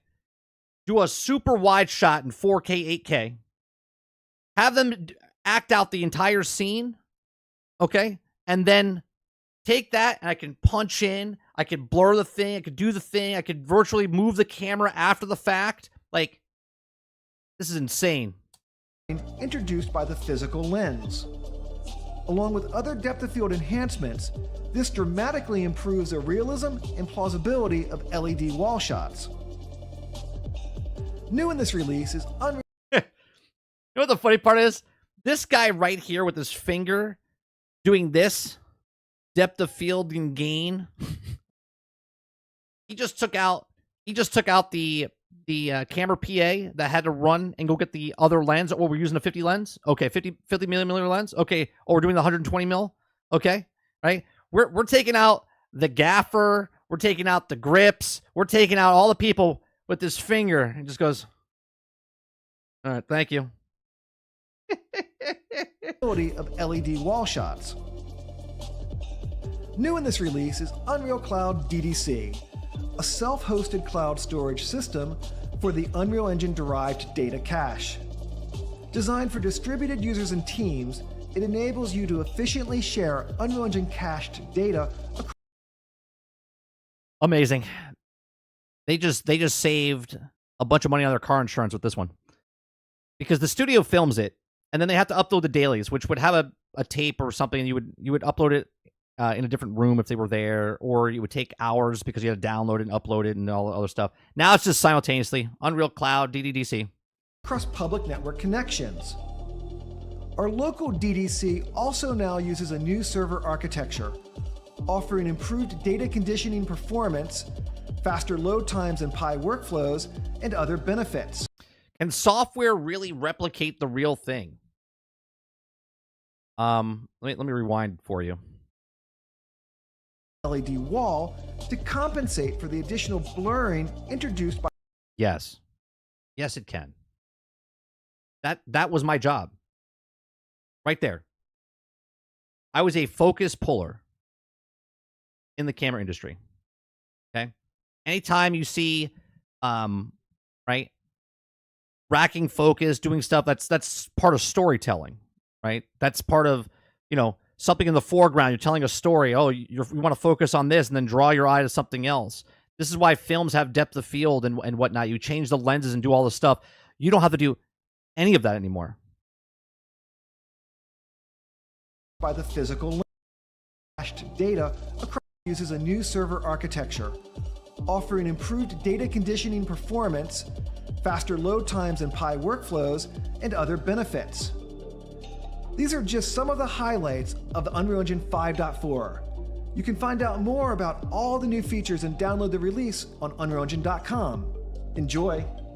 Now, what's cool about this, okay, don't get me wrong, if I wanted to make my own video game, okay, and I have no experience whatsoever, none, okay, obviously I would have to crunch and learn, but each their own. Like, if you want to learn how to build a fucking house, you learn how to build and do carpentry, and you build the house. You start off small and you build up, or you just jump in head first, right? This, I could decide I want to make a video game, and all the stuff is there. So now all I need is somebody to make the cosmetics that I want to use on my skeleton, like the character I come up with. The exoskeletons and stuff are already there. I can change all the elements there, so I can make an adventure game if I really wanted to, a lot faster than anybody else can now. And thousands and millions of people can all do this together and work on stuff in a much better workflow. It's not overly hard with Unreal Engine. Yeah, I dabbled in it in the past, and I know about the node system and stuff using other programs. Okay, like, I guarantee you, if I put this in front of my son, who's 9, by the way, if you give him 6 months, I guarantee you he could put something pretty fascinating together, based on what it is. Right? And now, obviously, is it original? We're not looking for originality. I'm just looking at taking the program and making a game. If that's a race car game, if that's a 3v3 on a one-map basis action game type of thing that you're doing. Now think about this, right? More people that actually are developers, that actually know how to use this stuff, they don't have to spend 3 to 5 years making a video game. They can spend 13 to 18 months making a video game, which they've already done in the past, in the last 10 years, because we know this because there was other games that were made in that under that time with 100 people, 200 people working on it. Okay? And again, what they show and what my brain says to me is like, oh, well, they told us that video games is really hard. And if I have to make this animation, it's only that animation that we're making. Here, you can literally go in. You can have a guy do a jumping jack, okay, and capture that and put it into the system. Then you can take that guy that's doing a jumping jack and make him stop doing the jumping jack and then bend his arm a little bit. So it goes from jumping jack motion to now it's down to his side and he's doing the running motion, right? You can literally just change it. So now you don't even need the actual actor or someone doing the motion anymore because they've already captured it.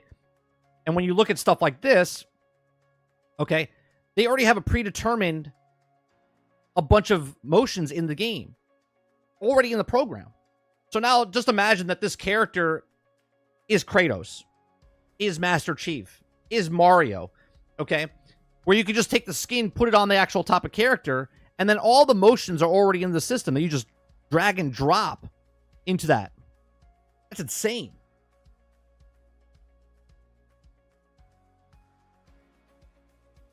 Hopefully either they rise the tech demand or innovation. We get that quicker. If it's getting there, problem is laws hindering innovation. I guarantee that NVIDIA could destroy AMD tomorrow with GPUs and probably the 3-4 generation of GPUs setting there.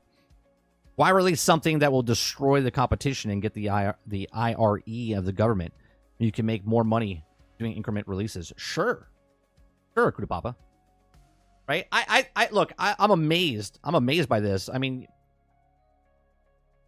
look, this is exactly what they do inside the Fortnite and whatnot when they're doing the jumping and stuff. And you can always adjust and change to what you want it to do. Now, don't get me wrong.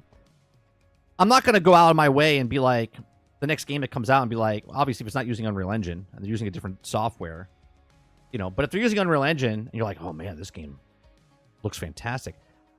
I gotta hold back now because I want to know, is it an actual game or is it something just put together from all the assets they have inside the thing itself, right? And that's the problem with Unreal Engine. That because everyone else is working on stuff and they put it into a pile of stuff that anyone can grab and buy and purchase and do that. That's a game itself, right? That's basically the microtransaction store for like Fallout 76, the Atom Shop is what Unreal Engine is now. So someone's like, hey, I want to make a fantasy game. Let's see what they have in that. That's what that other game was called. What was that?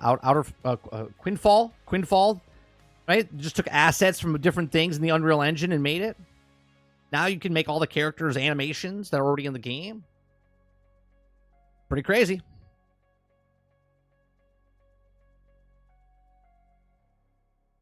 Be interested to see what happens with Transformers when it comes out, because Transformers Reactivate is under the Unreal Engine.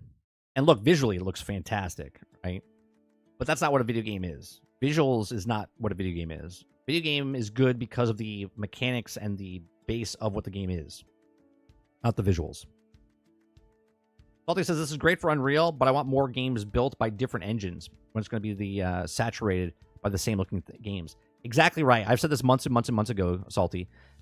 The problem is a lot of people don't want to put the work in, right? So obviously, if it's predetermined character models and you just put the skin on top of that character model, you're going to have a lot of samey looking games using the Unreal Engine than you would if you had someone using the Creative Engine and all the Snowdrop and all these other different types of engines. I don't want Epic to be the one-stop shop for everyone using that engine, right? Because that's going to get really bad, right? That's just like phone companies all buying all the other phone companies, right? Having a monopoly. If all games used the Unreal Engine, it would be bad, right? Having all these other game engines is much better than not having it.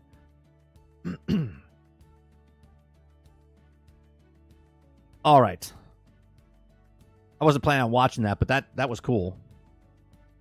I remember someone talking about it, and I was just like, huh. I was like, maybe we should watch that. I totally forgot about it just till now.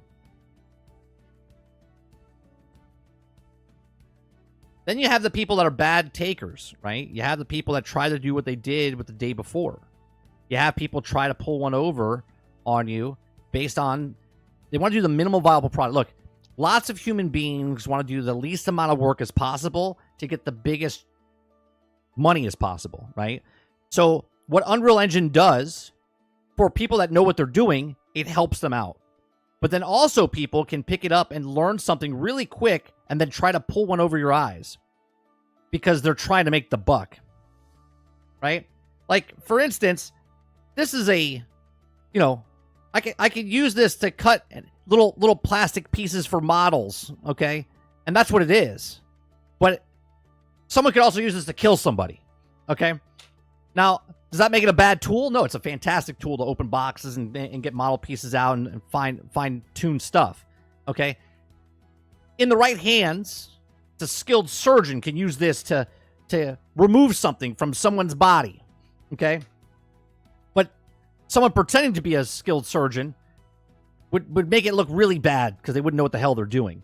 And that's what Unreal Engine does in my head. Unreal Engine makes anyone be able to try to do something, and then there's going to be a small group of people that try to pull one over someone's eyes because of the graphically intense, the way it looks, and there's really no gameplay there. Hence, the day before.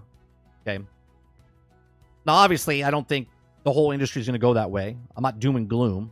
I just think that if you make the tools more viable for everybody, there's not really a skilled position anymore, right? I think there should be a plateau of, sort of like we were talking yesterday, right? Like if you get a new job, maybe you get an internship, maybe you get paid minimum wage, and then you move your way up. But you have to start at the bottom rung, and then you got to earn your way up that rank to do something. And I think if you just give the tools to someone that can be the top rank, it kind of dilutes what the people were working on or doing the work that are actually skilled professionals in this field and any field. But that's just my thoughts.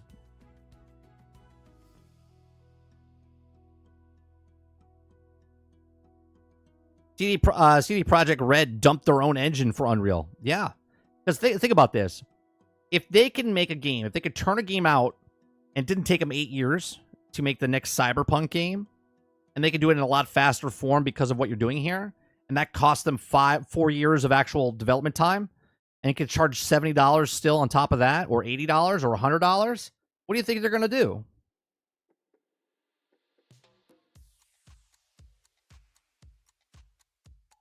Right? If I can make the same amount of money in less time, a win. That's a win. And for the people that are skilled positions, that's great for them. But then there's the people that don't have any skill, and they're like, they can make it look, they can fake it till they make it, right? They can fake it till they make it with the Unreal Engine.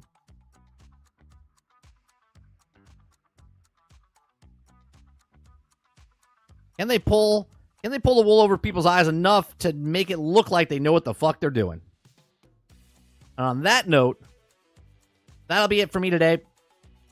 We do this Monday through Thursday from 10 o'clock in the morning to about noon Eastern. It's 1 o'clock now. I appreciate you coming out. Hit that like button. Hit that subscribe button. If you'd like to go above and beyond that, become a member as low as $5. Thank you for the memberships. Thanks for the gifted memberships.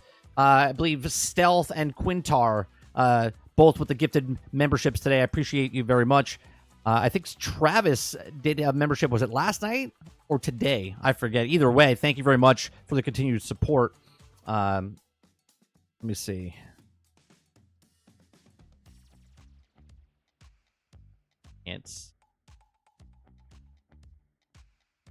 Nope, doesn't tell me.